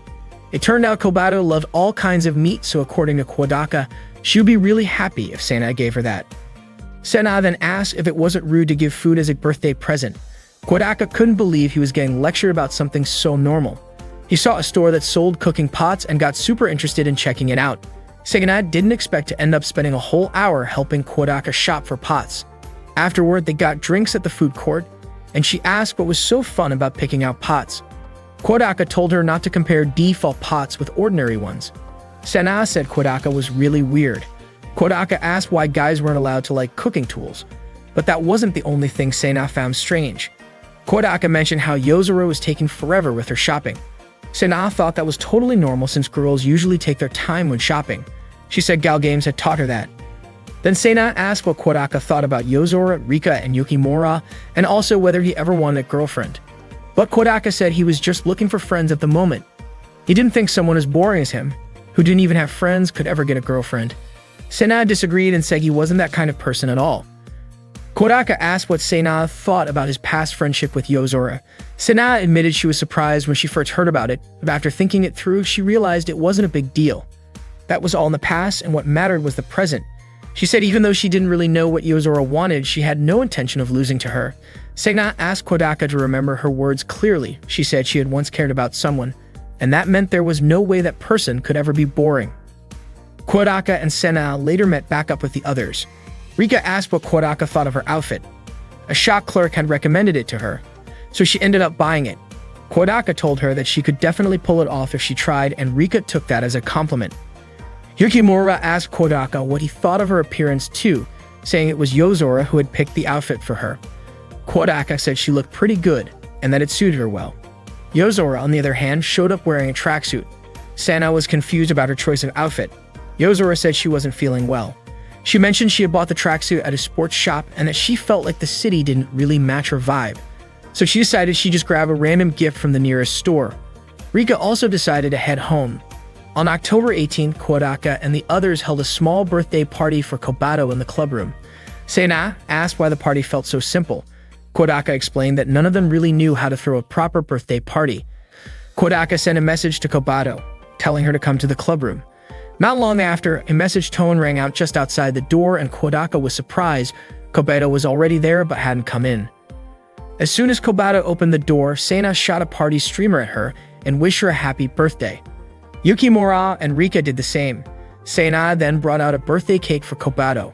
Kobato looked happy, but she was shocked to see the cake decorated with an image of herself and Sena. Yozora commented that Sena always did disgusting things. Sena responded by saying it was a cake filled with love. After Kodaka lit the candles, everyone sang the birthday song, but they were totally out of sync. Some called her just Kobato. Others said, "Dear Kobato," and someone even said, "Boss's little sister." After that, Kobato blew out the candles with a smile, and they all ate the cake together. Yozora intentionally smashed the part of the cake that had Santa's face on it. Kobato received several birthday presents: a book from Yozora, some aromatherapy candles from Rika, a protective charm from Yukimura, and meat from Sena. Seeing that, Yozora called Sena a cannibal. Kodaka then told Kobato that he would make sukiyaki for her that night. Sena told Kobato to think about her while eating, so it would taste better. On the way home, Kobato was so excited about the sukiyaki that she could hardly wait. It was clearly a beautiful day for her, and she looked truly happy. Kodaka told Kobato to go home ahead of him since he needed to buy ingredients for the sukiyaki. That night, he caught Kate sneaking around near his house. Startled, Kate asked why Kodaka was there. Kodaka replied that it was his house and asked what she was doing there. Kate explained that she thought it would be fun to play hide and seek inside, but Kodaka obviously said no. Not long after, Maria appeared and greeted Kodaka. Kodaka asked if Kate had brought her over, and Maria confirmed it, surprised to see that Kate was still there. Kate reminded Maria that she had said she would owe her forever, and Maria immediately ran inside the house. Kodaka invited Kate to join them for sukiyaki, and of course she didn't turn it down. Kobato couldn't believe how such a perfect day was now being interrupted by Maria. It was Kate's first time meeting Kobato, and she commented that Kobato was the biological little sister of her older brother. Kobato was shocked to hear Kate refer to Kodaka that way. Frustrated, she complained that Kodaka kept getting more little sisters. Kodaka tried to calm her down, explaining that it was Kate who chose to call him that. He then asked why Maria suddenly wanted to visit their house. Kate said that Maria had something for Kobato. Kobato responded sarcastically, questioning why a cursed church caretaker had come to the house of the Princess of the Night. Kate asked if Kobato was okay, and Kodaka told her not to worry since Kobato was always like that. Kate then told Maria to give Kobato her present. Maria got annoyed that Kate said it out loud but handed over the gift anyway, telling Kobato to be thankful since she had come all that way just to give her something. According to her, birthdays were an exception, so even vampires got presents. It turned out to be a key-shaped necklace. Maria said Kobato was a wicked creature, and with the help of holy power, she could become a good girl. Kobato replied, asking if Maria seriously thought divine power could restrain her. As usual, the two of them started bickering. Kodaka served the sukiyaki at the table. Maria was overjoyed and said it was delicious, quickly jumping in to help set the plates. Kodaka reminded Kobato to thank Maria.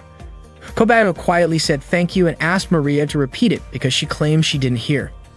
After the meal, both Kobato and Maria fell asleep on the couch. Kate thanked Kodaka for the trouble, while Kodaka was left wondering how they had gone through 2 kilograms of meat when he only got to eat 2 slices himself. After having a full meal, Kate started to feel sleepy and asked if she could stay over. Kodaka allowed her to, though he found himself wondering whether she was really just 15 years old. Kate explained that she had actually turned 16 last week, and she showed him a gift she had received from Maria, a pendant made from a hardened cricket. Kobato, on the other hand, had received a matching key necklace with Maria. Kodaka commented that it seemed like Kate had been through a lot. Kate replied that it was simply her responsibility as the older sister. Around that time, Maria woke up, and Kate let her know that they were staying at Kodaka's place for the night. She then told Maria to go take a bath, but Maria insisted on bathing with Kodaka instead. Kate ended up dragging Maria away, while Kodaka quickly went to prepare some clean clothes for her. Not long after, a commotion broke out between Kobato and Kate in the bathroom.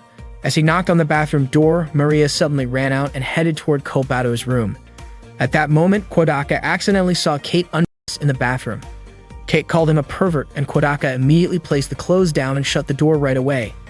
He apologized sincerely, and Kate forgave him right away, saying she knew it was an honest mistake and there was no bad intention behind it. She told him he was a good guy. No wonder Pegasus liked him. Curious, Kodaka asked if Kate was friends with Pegasus. It turned out they were fishing buddies and both loved catching salmon. Kate even invited Kodaka to join her next time she went fishing. The next morning, Kate said goodbye as she got ready to head home. Before leaving, she told Kodaka that she wished he were really her older brother, or maybe that they had some other kind of connection. But unfortunately, she said, Kodaka already belonged to Sena. Kodaka didn't quite understand what she meant by that at the time, and it wasn't until later that it finally hit him. That day, Kodaka expressed his gratitude to the members of the Friendship Club for celebrating Kobato's birthday party the day before. He mentioned that Kobato seemed very happy during the celebration, which made him thankful to everyone. Sena was surprised and wondered why Kodaka was doing something so embarrassing. Yozora said that the birthday party had indeed been very enjoyable and she encouraged them all to make friends so they could celebrate together like that. The party reminded Kodaka how joyful it was to have friends, which made him feel more motivated. Sena said that this had been their plan from the start, and Yukimura agreed with Kodaka's statement. Rika then reminded them to continue preparing for the cultural festival. Kodaka was not fully prepared yet, but he already understood what Rika meant. Shortly after, Kodaka took Kobato to the club room. Sena felt happy and even wanted to lick her, but Yozora immediately slapped her face. At that moment, Yukimura was writing down several plans for the festival preparations. Yozora asked what was meant by a cat cafe. Rika explained that it was a type of cafe where visitors could relax while playing with cats. Rika then wondered if such a paradise really existed in this rotten world. Kodaka asked Sena if it was true that her class would perform a presentation titled A History of Tuya City. Sena said that she had suggested a special presentation about the great goddess Sena, but the girls in her class had rejected the idea, which made her upset. Yozora proposed that they cancel the exhibition because it sounded boring. Kodaka disagreed because that was their main idea, but everyone else agreed to cancel it. Even Kobato said their decision was the right one. Kodaka asked Kobato why she was not helping with the cultural festival preparations at her school and what her class would be presenting. Kobato said it was none of their business. Kodaka threatened not to make her meet Raymond again if she did not tell him. Kobato laughed and said Kodaka was bold to treat the Great Night Queen, racist v. Felicity Sumeragi, like that. Kodaka even mentioned that he was going to eat all the leftover meat from yesterday. Hearing that, Kobato finally revealed that her class would be showing a film for the school festival. Kodaka asked what role she would play. Kobato shyly said that her friends had chosen her for the lead role. Kodaka praised her for that, and Sena could not wait to watch the film. Kodaka then asked if it was a problem that the lead actress was someone like Kobato. He suspected that Kobato might be trying to avoid the role. Kodaka advised her to take the role seriously, especially since it was the lead. He also said many people did not get any roles, so this was a great opportunity for her. Kodaka encouraged Kobato to do her best, saying that it meant others needed her, and that was a good thing. Kobato agreed. Kodaka called Kobato his beloved Great Night Queen, racist v. Felicity Sumeragi. Hearing that, Kobato immediately smiled and hurried off to her school. Yozora then decided that their club should make a film for the school festival, and everyone agreed with the idea. Rika asked what theme they would choose. Yozora said she was willing to write the script, but Sena refused, saying she was sure that if Yozora wrote it, the result would be a mess. Yozora was surprised and asked if Sena did not trust her artistic soul. Kodaka reminded everyone of what had happened when they wrote a novel before. Yozora admitted that she was at fault back then and asked for their suggestions. Kodaka proposed that there should be no rape scenes. Yozora was shocked, and Sena had already guessed that Yozora would want to use that theme. Suddenly, Maria came into the club room. Rika told her to ask everyone for advice. Kodaka suggested making a story about a transfer student who initially had no friends because the other students misunderstood her, but in the end, the transfer student became popular at the school. Sena admitted that she didn't want to take a role unless it was a good one. Maria said that for her, the most important thing was having delicious food. Yukimura won the role of a samurai. Rika wanted to add a scene featuring a romantic relationship between two men. Kodaka then asked if all of those ideas could be combined into one. Yozora was confident that she could create a masterpiece out of it. That night, Yozora sent a message to Kodaka. As usual, her message was very long-winded, but the main point was that she wanted to invite Kodaka to watch a movie for reference. She sent another message saying she didn't want to watch it with a lot of people and forbade Kodaka from contacting anyone else. Kodaka agreed to that. The next day, Kodaka and Yozora met at Tuya Station. Kodaka was surprised to see Yozora wearing an all-black sports outfit, the same one he had bought for her before. Kodaka asked which movie they were going to watch, but Yozora said she hadn't decided yet and suggested they pick one randomly. Yozora picked a movie, and to their surprise, it contained a lot of explicit scenes. After the movie ended, Kodaka asked if Yozora had gotten any ideas. Yozora said obviously not, and she hadn't expected the movie to be so risque. She wondered if Kodaka wanted to try doing those kinds of things, but then quickly dismissed the thought. Instead, she invited Kodaka to have some tea before heading home. Kodaka pointed out that the cafe was in the opposite direction, but Yozora said there was a specific cafe she wanted to visit. It turned out that Yozora wanted to go to a cat cafe. She looked really happy playing with the cats there. Kodaka commented that Yozora must really like cats. According to Yozora, there was no person who hated cats. Kodaka asked if she kept a cat at home, but Yozora said she lived in an apartment. Even if she didn't live in an apartment, she still wouldn't be able to keep a cat. Kodaka asked why that was. Yozora mentioned if Kodaka still remembered Knight, the black cat they often played with when they were little but suddenly disappeared. Yozora admitted she had been very sad about losing something important in her life. That was why she didn't want to get into relationships if it would only hurt her, but she didn't mind if it was just for fun. After that, Yozora said goodbye and asked Kodaka to wait for her until she finished her script. Before leaving, she said the day felt like it was 10 years ago. Kodaka said it was like reminiscing about the past. The next day, Yozora had finished her script and said she had completed it perfectly. Rika asked if they could start making the movie right away. That day, Rika was dressed like Reese's V, although she couldn't say the full name properly. Sana called her a fake. They all read the script Yozora had written. Sana and Yukimura said the script was really good, and Rika couldn't believe it was actually written by Yozora. Kodaka called Yozora a genius because the script was really well done. Rika decided to use that script for their movie. Yozora had already decided on the cast. Of course, Yozora herself would play the lead role Kuya. Kodaka would play Hirotaka, the transfer student and Kuya's childhood friend. Sana would play Sana, the class center of attention who always opposed them until the end. Yukimura would be Nobuyuki, a shy boy who admired Hirotaka. Rika would play Sarika, a girl who kept teasing Hirotaka and Kuya. Maria would play Mary, Hirotaka's little sister who really hated her older brother. Sana objected, asking why Yozora had to be the lead while she herself had to play the villain. Yozora said she had read the entire script and chosen the cast accordingly. In her opinion, the character Sana was striking and the center of attention in the class. Yozora hated to admit it, but Sana was the perfect fit for that role. Although Sana's personality wasn't very likable, she was a good girl and had a lot of important scenes. Yozora said that role was quite good and Sana finally agreed. Suddenly, Rika said that while picking roles based on habits might be fine, if they did that, then Kodaka was given the wrong role. In the script, Hirotaka was a 17-year-old young man who was honest, mature, responsible, easy to communicate with, had a great sense of humor, and was sociable. He was smart, tall, athletic, with a handsome face. According to Rika, Kodaka did not resemble that character at all.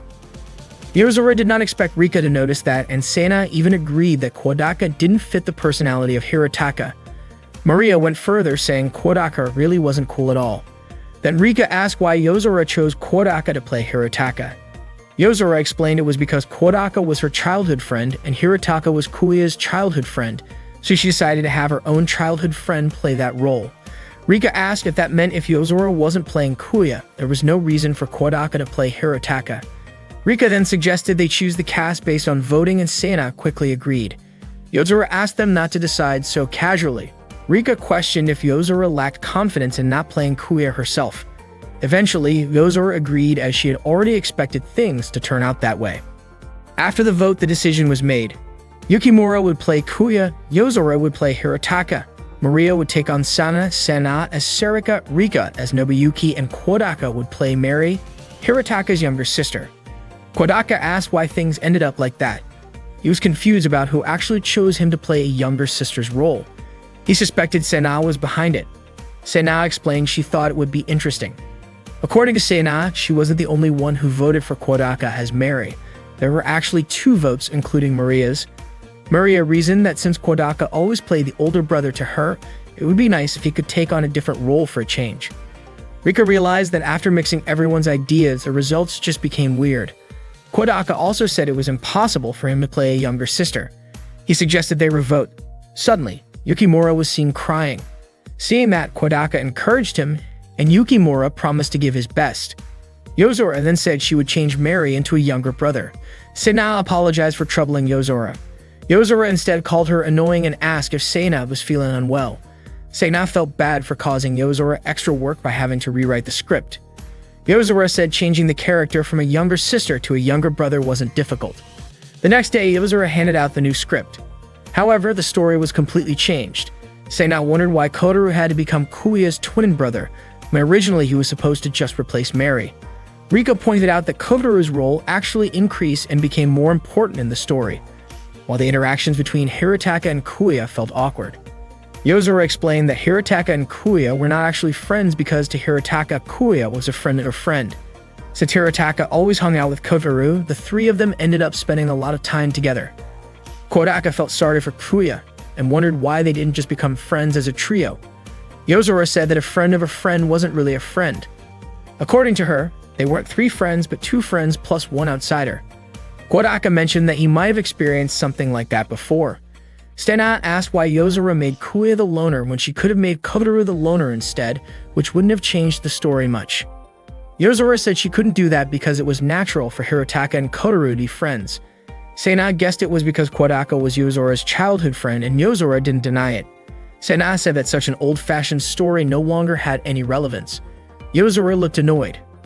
Sena added that even if Yozora and Kodaka were once friends, it didn't matter anymore and wasn't Yozora's job to rewrite the script. Yozora said she understood how Sena felt. However, Sena insisted it had nothing to do with that and asked Yozora not to get stuck in the past and to focus on what needed to be done now. Yozora began to cry and said she wished Sena didn't exist. Then she shouted, calling Sena stupid before walking away. Sena admitted that she really hated Yozora, but never wished she didn't exist. As Kodaka was about to go home, he ran into Yozora on the stairs while she was heading back to the club room to grab her bag. Yozora asked him which he would choose, Hirotaka, Kuya's friend, or Kotaru's friend. Kodaka said he did not really mind as long as the storyline remained interesting. Yozora then said that she wanted to be Kodaka's childhood friend in the film. She asked which was more important to him, 10 years ago or the present time. Kodaka could not answer, so asked Yozora again. Yozora clearly chose 10 years ago. Kodaka then asked if the present time did not matter to her, which made Yozora feel confused. The next day, Yozora rewrote the film script. Sena said the script was good, Rika also liked it, and Yukimura described it as truly amazing. Since no one had any objections, Yozora decided to start filming right away. That day after school, the members of the Neighbors Club were filming scenes for their movie. The shoot took place in a classroom, starting with the scene where Hirotaka arrives at school as a transfer student and meets Kuya for the first time. Once the classroom scenes were done, they moved on to the next part of the shoot in the schoolyard. Yozora took on the role of director, Rika handled the camera, and the others assisted with lighting. That afternoon, Rika informed Yozora that the sun was already setting, and they wouldn't be able to continue filming. Yozora then told everyone that the filming for the day was over, and they would pick it up again the next day after school. She reminded them not to be late because they were running out of time. The rest of the club reluctantly agreed, and Yozora encouraged them to stay motivated. The next day, Kodaka was on his way to the club room. There weren't any scenes that day for Kotaru, but he was still happy to help with lighting and other behind-the-scenes work. On the way, Kodaka noticed the exam results posted on the bulletin board. Sena had ranked first with a score of 895 out of a possible 900. Kodaka was surprised she had scored that high. Yozora had the highest score in their class and ranked 7th in their grade. While he was looking at the board, a girl nearby recognized Kodaka and casually referred to him as Sena's boyfriend. She went on to say that Sena was her rival. Curious, Kodaka asked who the girl was since he didn't recognize her. The girl called him rude just like Sena and then introduced herself as Aoi from class 2 to 3. She was the student council treasurer and also ranked 2nd in their grade. Kodaka realized that Aoi was in the same class as Sena. Kodaka commented that it was impressive how Aoi held both the 2nd highest grade and a student council position. However, Aoi accused him of being sarcastic since her scores had always been just below Sena's since last year. Kodaka admitted he didn't even know what Aoi's scores were the previous year, but he still genuinely thought she was impressive. It was just unfortunate she was competing against the wrong person. Aoi confessed that she really wanted to surpass Sena's grades. She explained that Sena had it all: beauty, perfect grades, athletic talent, a wealthy family, popularity, and now a boyfriend. To Aoi, it felt like Sena lived a completely charmed life. Kodaka clarified that he and Sena were not dating at all.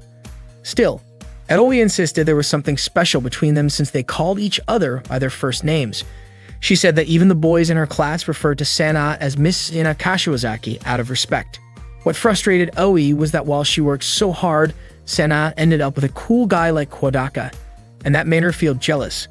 Kodaka was caught off guard when Aoi called him cool. She explained that no matter how you looked at him, he came across that way. His dyed blonde hair made him look tough, and the way he cuffed his pants gave off a stylish vibe. She had noticed that a lot of cool guys looked a little rough around the edges. Kodaka felt oddly happy as it was the first time someone had ever said that to him. Aoi, still flustered, was surprised at the look on Kodaka's face.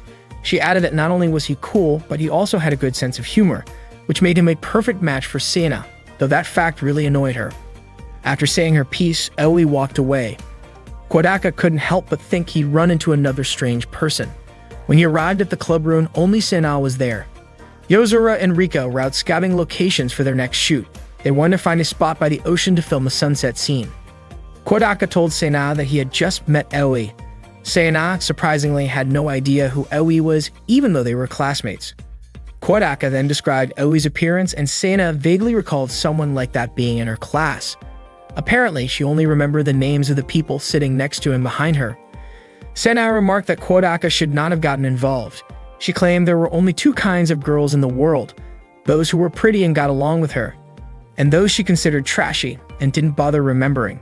She said there was no need to know the names of foolish girls.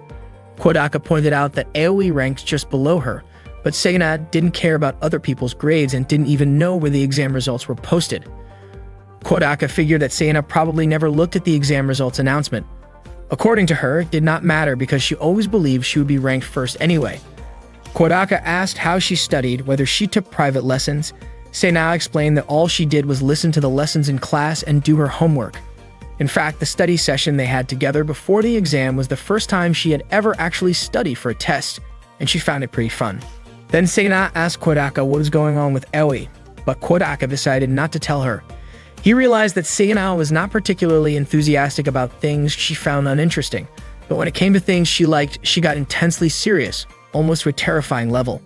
Even when it came to someone she disliked like Yozora, Sena went as far as collecting photos of her and keeping them in her room, almost like she was stalking her. Sena was both free-spirited and assertive. She did whatever she wanted as long as she felt like it. And she had this natural talent to do everything with ease, just like a real-life princess. No wonder other girls did not like her. Kodaka thought to himself that he was pretty lucky to be close to her. Not long after, Rika and Yozora came back to the club room. Rika said that they had found a good location. Yozora turned off the TV and told Sena to get ready to film. The scene they were shooting this time was the one where Hirotaka fought Kuya on the sand. Kodaka asked Rika if she was sure about using a playground as the set. Rika said she would edit it later with CGI to make it look like a beach. After the shoot wrapped up, Kodaka was about to head home when he ran into Pegasus. Pegasus greeted him and mentioned that the cultural festival had been fun. He said he had heard that the Negros Club was making a movie for it. Watching movies reminded him of how he used to take Kodaka's dad to the theater all the time. Then Pegasus asked how things were going between Kodaka and Sena. That left Kodaka confused, which made Pegasus laugh. Kodaka asked what kind of relationship he was referring to. Pegasus told him to stop pretending and said that, as far as he knew, Kodaka and Sena were dating. Kodaka explained that they were not in a relationship, which shocked Pegasus. After saying he had something to take care of, Pegasus quickly said goodbye, ran off, and yelled out loud, asking what all of that even meant. The next day, just as Kodaka arrived at the club room, Sena immediately pulled him aside, saying she needed to talk. She took him to the church and said that her father had assumed they were dating. Kodaka admitted he had been surprised when Pegasus asked him about that. He then asked Sena why Pegasus would even think that. Sena explained that the tickets to the amusement park back then were actually given to her by her father. After she got those tickets, she told her father that with them, she could make Kobato her little sister, which led to a misunderstanding. Kodaka still did not quite get it. Sena then explained that if she and Kodaka got married, Kobato would automatically become her sister. She said she had not really thought it through because she was too excited at the time. She remembered her father asking her a couple of questions like whether she wanted Kobato as a little sister, and if the two of them got along. Naturally, Sena answered that they got along great, thinking he was referring to her and Kodaka. Kodaka asked if she had explained everything to her father, and Sena nodded. Kodaka felt relieved that Pegasus now understood it was all just a misunderstanding, but he also felt a little bad for him because of it. Sena, however, said that the real issue was just beginning. She revealed that apparently the two of them were already engaged. In fact, their fathers had arranged it when they were kids. It was basically an arranged marriage. There was even a contract signed with their thumbprints. The prints were tiny and looked kind of cute.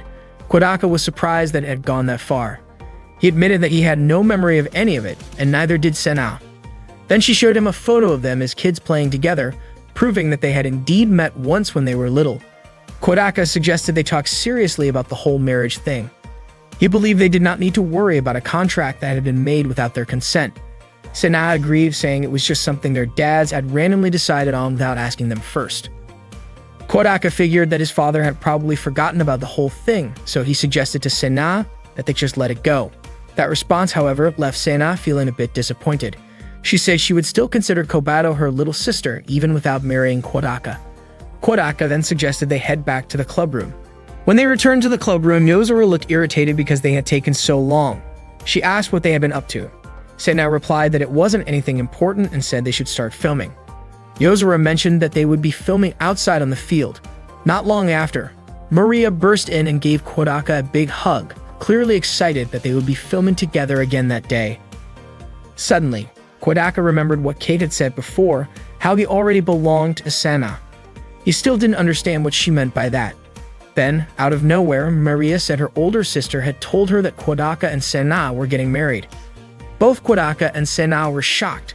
Maria clarified that she meant they were engaged, adding that since Kodaka was already an adult, it made sense. Yozora immediately asked what that was all about. With no other choice, Kodaka and Sena explained the situation. Yozora was stunned to learn that they had been engaged since childhood and had known each other for a long time. Kodaka explained that it didn't have anything to do with who they were now. Yozora then turned to Rika and asked which relationship she thought was deeper, childhood friends or an engagement. Rika answered that most people would probably say being engaged is more meaningful, especially considering that Kodaka and Sena have met as kids, which technically made them childhood friends too. Yozora admitted that made sense. Sena got frustrated with both Rika and Yozora's attitude. She insisted that their engagement had nothing to do with the present situation between her and Kodaka. In a moment of irritation, she smacked Yozora in the face, telling her to snap out of it and urging everyone to get on with filming. Then she stormed off to continue shooting the movie. Rika told Yozora that it was probably best not to dwell on the past or decisions made by their parents. She then went after Sena to help with the next scene. It was time to film the part where Kotaru tells Kuya that Hirotaka is in trouble. After that scene wrapped, Kodaka approached Rika to ask what she thought of the performance, but they both noticed that Yozora still looked down even after filming. Rika encouraged them to move on to the next scene. As the day drew to a close, Kodaka and the others wrapped up the day's filming. Later that day, Kodaka was walking home when Kate called out to him. Kodaka told her that she'd caused him a lot of problems. He ended up telling her everything. Kate apologized, saying it wasn't just her who knew about the engagement. Pegasus had apparently been telling everyone about it whenever he got the chance. So she figured most of the teachers and nurses probably already knew, and maybe even some students as well. Kodaka couldn't believe it. Kate suggested that Pegasus was probably just overly excited, and she finally understood why he had been acting so energetic lately. She also mentioned that she heard Kodaka and the others were making a film, and asked what it was about. She said she couldn't make sense of the explanation Maria had given her. Kodaka told her it was a story about how a transfer student experiences changes in their environment. He described it as something like The Sun Over the Hill, a classic Japanese coming-of-age movie which he really enjoyed. Kate encouraged him to watch it. Kodaka said maybe it could serve as a good reference and that he considered checking it out. That night, Kodaka watched the movie all the way through. He was stunned to realize that Yozora had copied the entire thing. That day, Yozora admitted she had plagiarized and her friends put her on trial for it. Rika looked furious and asked how Yozora could do something so foolish. Yozora assumed everyone else was too clueless to notice, so she thought she'd get away with it. Rika looked like she was about to lose it and nearly hit her, while Yukimura called Yozora an idiot. Yozora begged everyone to forgive her. Rika then asked what they were supposed to do next. Sena wasn't willing to cancel the film and start over with a new original script. But according to Rika, they didn't have enough time to create a brand new story. It turned out that Sena had secretly written her own version of the script just in case Yozora didn't deliver something decent. Yukimura complimented Sena, calling her amazing, and Maria praised her for being so well prepared. Sena then ordered Yozora to get on her knees and thank her. She also asked Yozora how it felt to get caught plagiarizing, especially since they'd be filming based on her script now. Yozora clearly looked annoyed, while Sena jumped around gleefully, calling her a useless animal. Sena told Yozora to make up for what she did by giving it her all in the movie. They started filming at an amusement park, where Yozora had to play the role of a witch. She was visibly annoyed about having to wear such a ridiculous outfit in public. Sena couldn't care less about Yozora's complaints and quickly ordered her to start the battle scene with Yukimura, who played a samurai. During the fight scene, Yozora suddenly grabbed Yukimura's body to attack her. Watching this, Rika got overly excited and yelled out that Yozora should defeat Yukimura and take her to bed, a comment that was clearly exaggerated and not appropriate, but played for absurd comedic effect. Sana then told Yozora to explode herself in the scene. Yozora was confused about how she was supposed to do that. Rika stepped in and told Sana the explosion would be added later with CGI. Later on, Yozora and Maria practiced their acting together while enjoying lunch. The script was titled The Legend of the Great Kashiwazaki Suina. Sana's version of the story included everything: school life, friendship, singing, magic, superpowers, samurais, robots, space wars, and even romance between male characters. Kodaka was surprised that Sana actually managed to cram it all in. After the shoot, Rika asked Kodaka to help her carry their film equipment back to the science lab. She apologized for the trouble. It was the first time Kodaka had ever walked down the hallway with her like that. Once they arrived at the lab, Kodaka said he hadn't been there since the day they first met. Rika pointed out it had been exactly 122 days since he last came, and even more precisely, 122 days, 8 hours, and 30 minutes. She then invited Kodaka into a room called Sex Sigma. Kodaka was impressed to see the door open with a card reader. Rika explained that she used to have a fingerprint scanner and voice recognition installed like a real secret base. Once inside, Kodaka was amazed by what the room looked like. Rika mentioned he was the first person she had ever let into that room. She seemed confused as to why his reaction was so calm, saying most guys would be thrilled to be allowed into a girl's personal space like that. Kodaka replied that the room was way too messy for what he imagined a girl's room would be. After dropping off the equipment, Kodaka encouraged Rika to finish her editing work. Before he left, Rika wanted to show him some of the visual effects she added to the video. She played a clip of the fight scene between Yukimura and Yozora. The footage now included superpower effects, shields, fire blazing from Yozora's body as the witch, and even flying and vanishing effects. Kodaka praised her work, saying she did an amazing job, and the compliment made Rika blush. When he asked if it was hard to create all those effects, Rika admitted it took a lot of effort. Kodaka apologized for giving her so much extra work, but Rika said even though it was tough, she genuinely enjoyed doing it. Rika had previously worked for game and film companies, but this was her first time doing something together with people her own age, and that made her really happy. Kodaka noticed the club's photo album, and Rika showed it to him while apologizing for secretly taking pictures of everyone. Kodaka called her a pervert, but Rika quickly asked him not to get the wrong idea. She reminded him that they had played Romancing Saga together before, and at that time she took pictures of all their friends as references for 3D models. Kodaka hadn't realized that Rika was actually serious about preparing that game for everyone. Feeling a bit embarrassed after being found out, Rika lowered her head. Kodaka then said goodbye and started to head out. Just before leaving, he quietly glanced back at Rika from the doorway. He remembered how she said she truly enjoyed playing a game together with others for the first time. In Kodaka's mind, out of all the club members, Rika might be the one who had worked the hardest to make friends. The next day was the school festival at Kobato's middle school, Chronica Academy. The school grounds were packed with food stalls, a maid cafe, and a bunch of other booths. Maria got excited when she saw a bear mascot. Apparently, it was her first time ever seeing a school festival, since her own schooling so far had only focused on studying. Kodaka and the others headed toward the audio-visual room to watch the movie made by Kobato's class, which was scheduled to start at 10 a.m., just 5 minutes away. Kodaka asked Sana where the audio-visual room was, but Sana looked confused and asked why he was asking her. Kodaka pointed out that she had gone to that school 2 years ago. It turned out that Sana didn't attend middle school at Chronica. She had gone to a public middle school near her house. Sana insisted that it wasn't the right time to be talking about that. They quickly made their way to the audio-visual room. When they arrived, the movie was just about to begin. The story followed Kobato, who played a beautiful princess living in a castle. Many men came to propose to her, but she couldn't decide on one. So she announced a challenge. Whoever could retrieve the legendary treasure guarded by a dragon at the edge of the world would win her hand in marriage. Kodaka guessed the story was inspired by the tale of Princess Kaguya. Sana was absolutely hooked on the film, while Maria ended up sleeping through most of it. In the final scene, Kobato flew off to the moon, leaving everyone behind. Kodaka thought it was actually better than the film their own club had made. When the movie ended, the entire audience clapped. Sana even shouted out how amazing Kobato was. After they left the audio-visual room, Yukimura told Kodaka that Kobato really was incredible. Rika pointed out that although newer films often relied on the latest special effects, using that retro style actually worked really well. Yozora mentioned that there was a lot they could take as inspiration for their own film. Sena gushed that Kobato was adorable and totally fit the role of a princess. Not long after, they overheard Kobato's classmates saying how cool she was and how the movie had managed to keep the audience completely focused. They said it was a great first-time performance, and if the film got more attention, the seats would definitely fill up. As soon as Kobato came out of the audio-visual room, Sena ran up to her and hugged her tightly. She said she had missed Kobato so much and called her adorable, a princess, and an angel.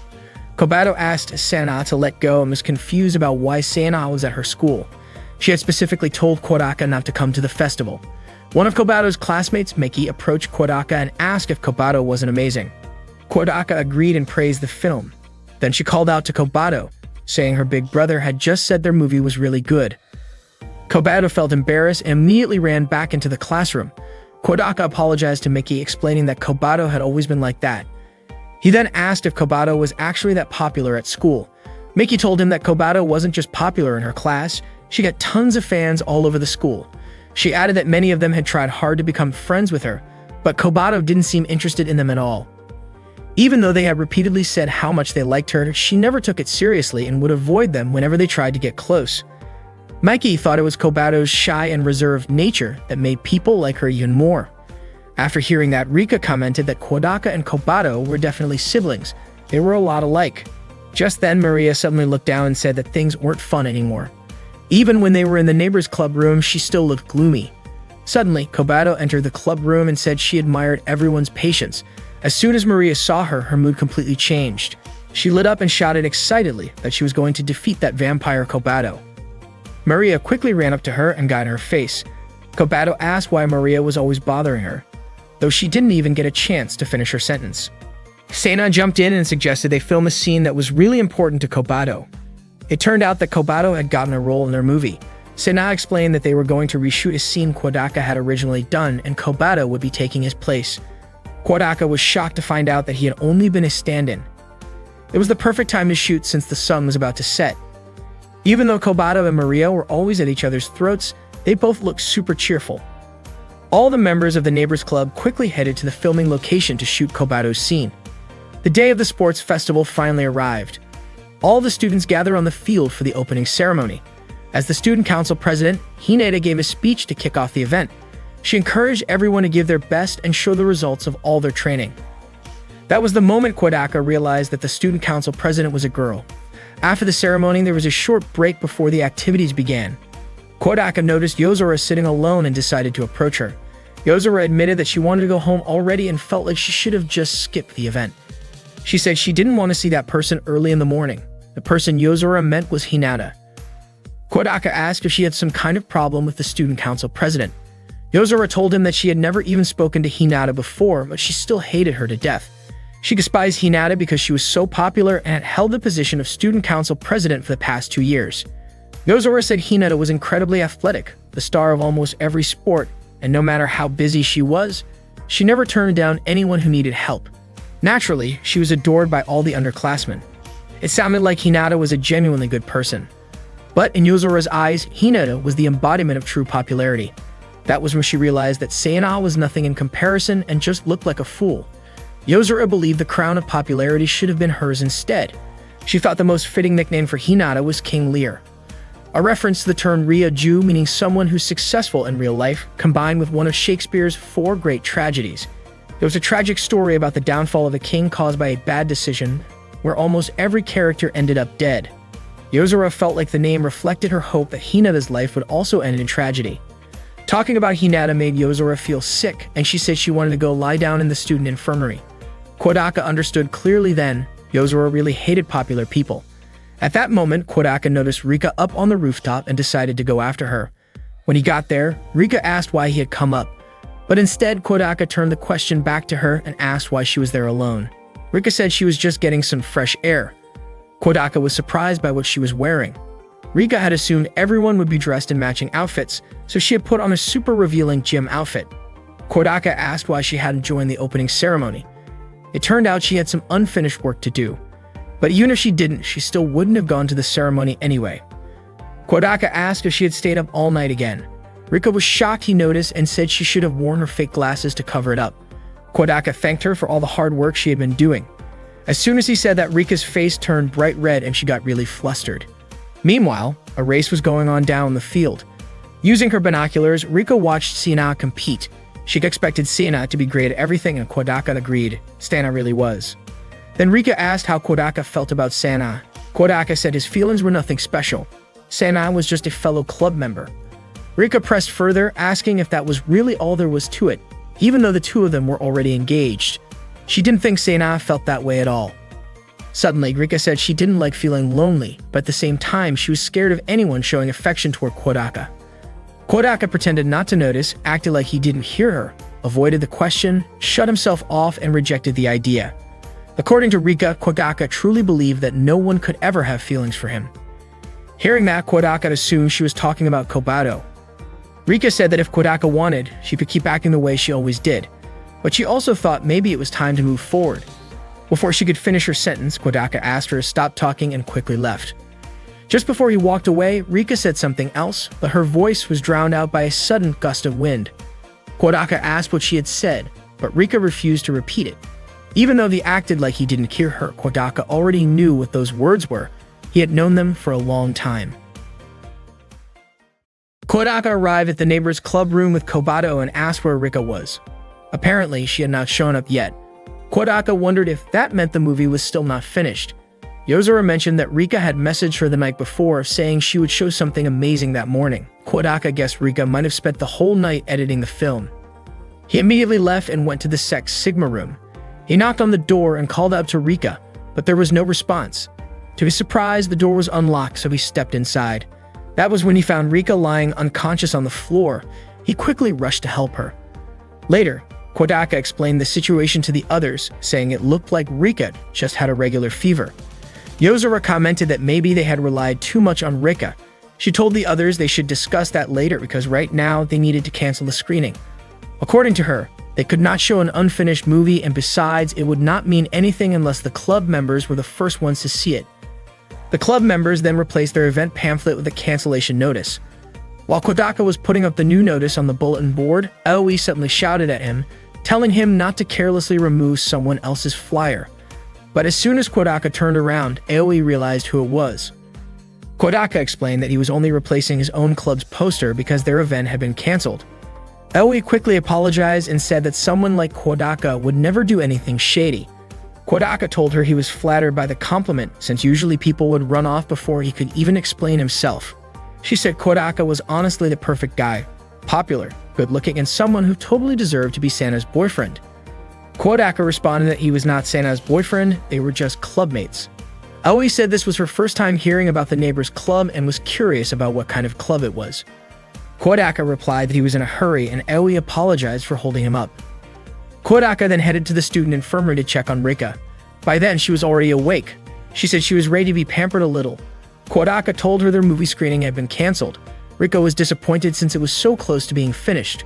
Kodaka said it would not have mattered if she collapsed again. Rika asked if they could still show the movie even if it was only 95% complete. Kodaka told her they could not do that since it would not be meaningful unless the 7 of them were the first ones to see it, just like Yozora wanted. Rika was surprised to hear that was what Yozora said. Kodaka admitted that the rest of them were also surprised and moved by it. Rika got emotional and hid under the blanket. Then, trying to lighten the mood, Rika jokingly said if Kodaka ever wanted to do something inappropriate, he might as well do it right then. Kodaka looked confused and asked what she would do if he actually went through with it. Rika confidently said he would never do anything like that. She asked him instead to read her a book until she fell asleep. The book she handed him turned out to be a novel about romance between boys. Rika begged him, saying it was exactly what she needed at that moment. Kodaka finally gave in and called her way too pervy. The moment he opened the book, he was shocked by the risque illustrations. Rika thanked him and asked him to read from a page she had bookmarked. Kodaka started reading it out loud in a slow voice because he was embarrassed by all the suggestive lines. Rika told him to read it properly, with more emotion and a louder voice.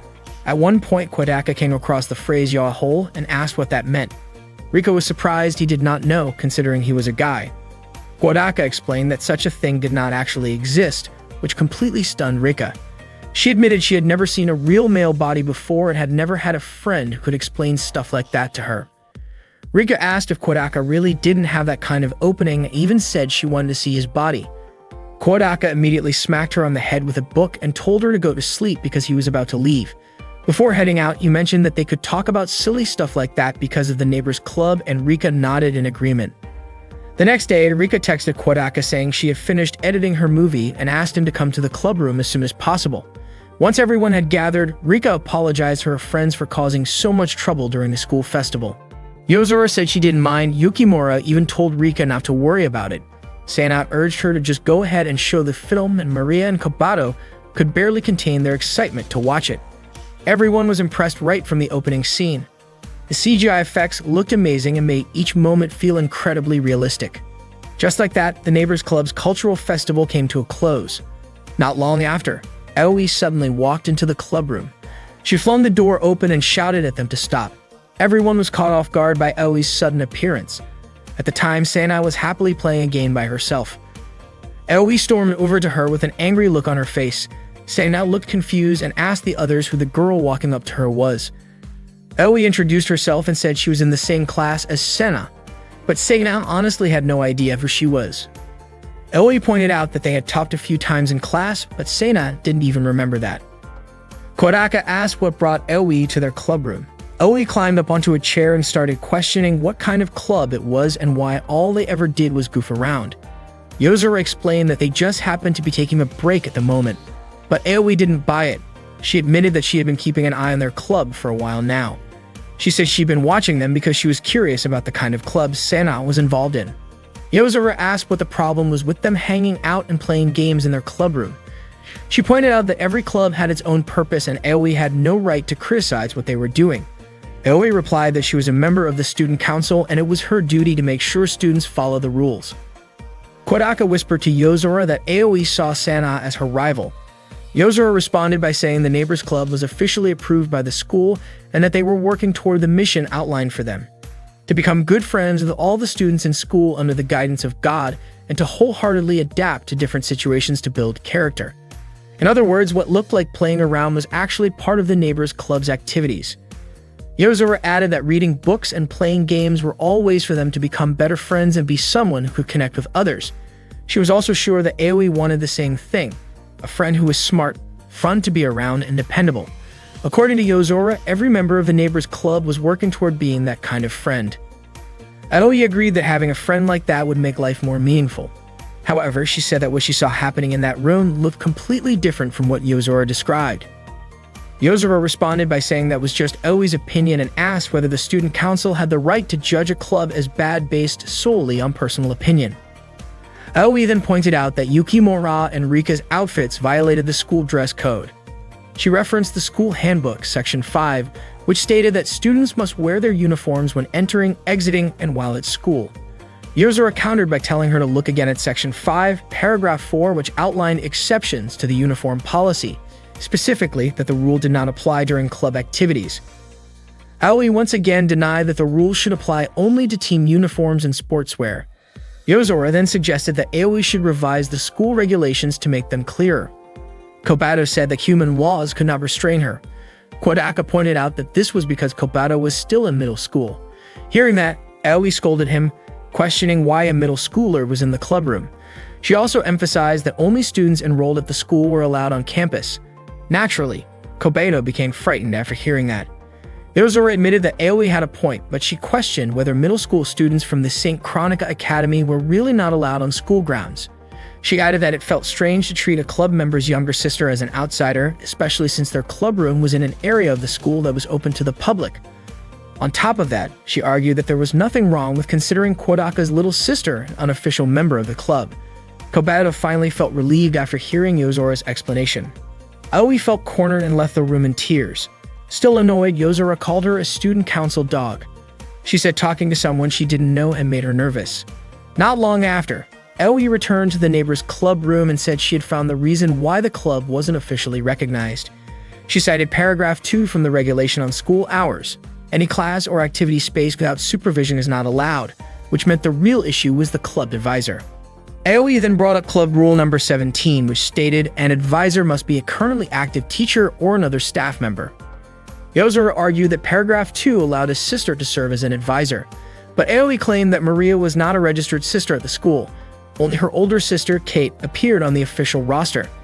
In other words, Maria was just a young girl who hung around the church and wasn't officially recognized. Yozora countered that their club form had already been approved.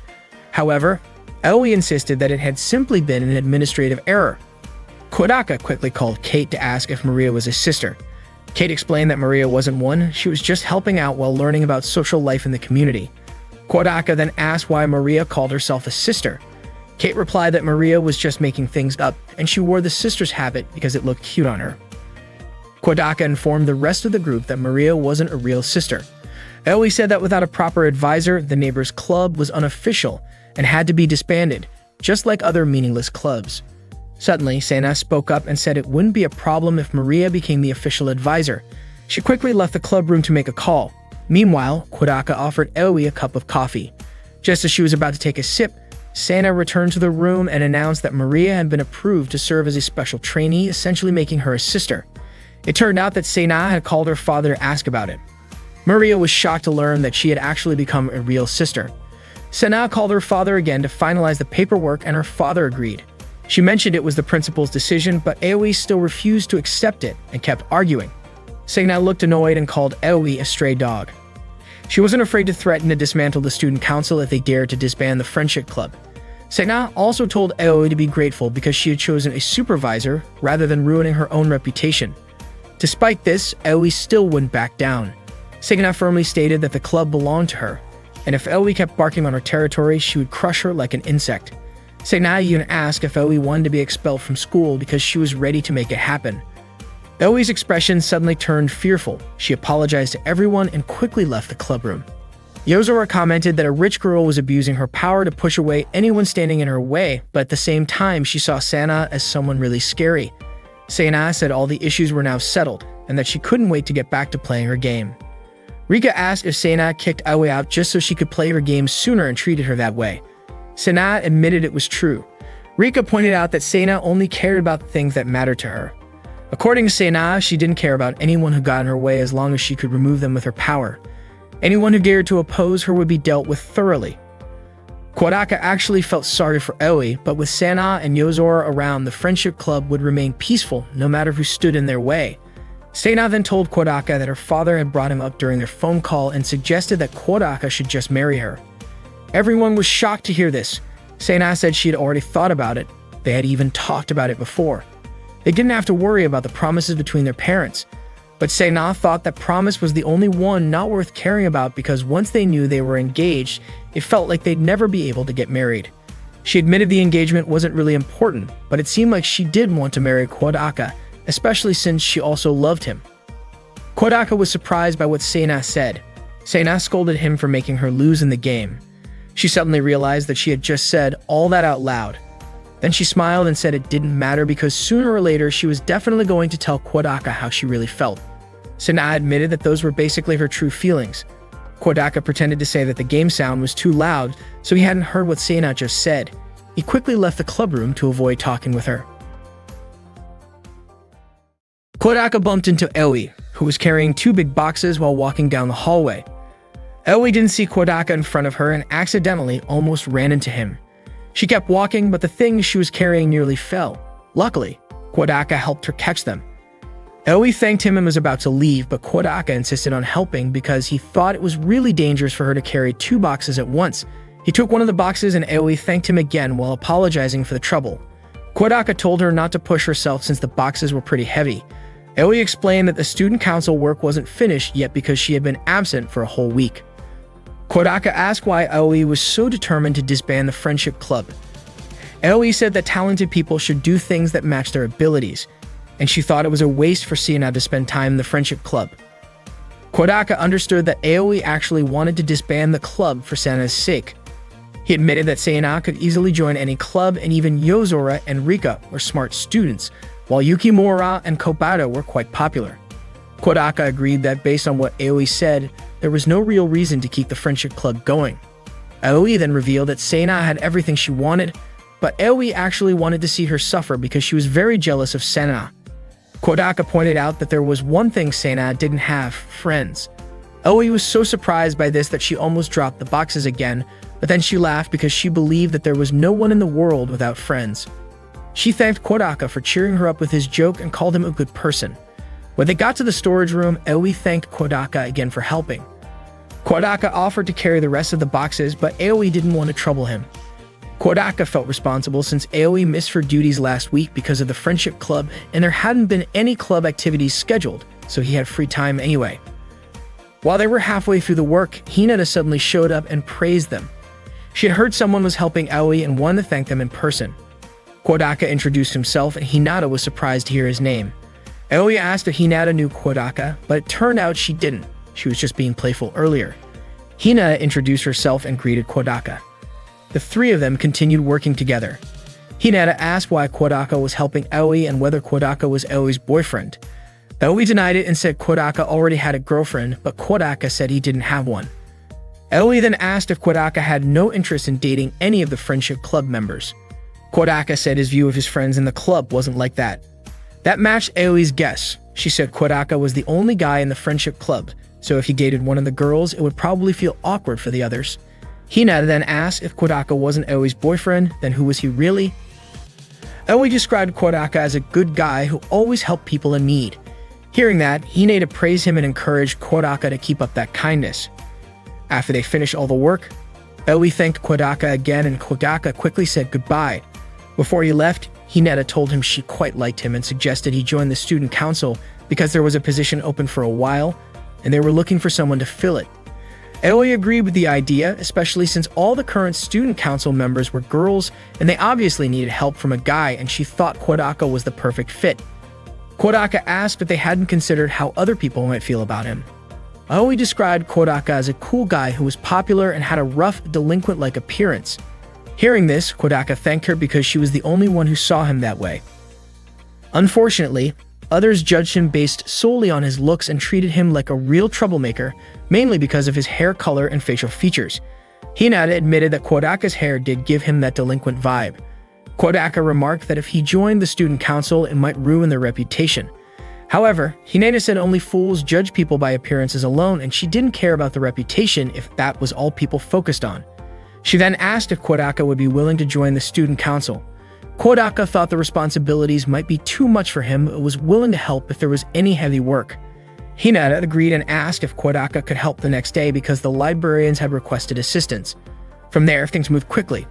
Kodaka started helping the student council every day.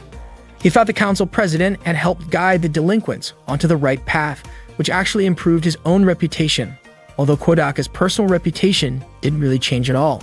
Since then, Kodaka had returned to the friendship club room. His feelings for the club hadn't changed, but he couldn't go back after running away before. Yukimura ran into Kodaka while he was helping the student council. Yukimura said she had heard rumors that Kodaka had become a servant to a group of cowards, and she came to save him. Aoi called Yukimura's words very rude because she believed Kodaka helped the student council with genuine sincerity. Yukimura asked if that was true, and if so, she wanted to help too. Aoi refused and said Yukimura was the type of person who tried to poison others. Then Aoi asked why Yukimura was wearing a boy's uniform. Yukimura explained that she wanted to become a real man, a truly amazing man. Aoi pointed out that Yukimura was a girl. Yukimura responded that a real man isn't defined by gender. Aoi didn't understand and called her weird. Feeling annoyed, Yukimura asked Kodaka if she could get rid of Aoi, but Kodaka stopped her and told Aoi to leave first because he wanted to talk to Yukimura. Kodaka asked how the friendship club was doing. Yukimura said Seina still came often to play gal games while Yozora and Rika hadn't been seen recently. Maria sometimes came to eat snacks. At that moment, only Sena and Yukimura were active in the club. Kodaka felt he needed to do something.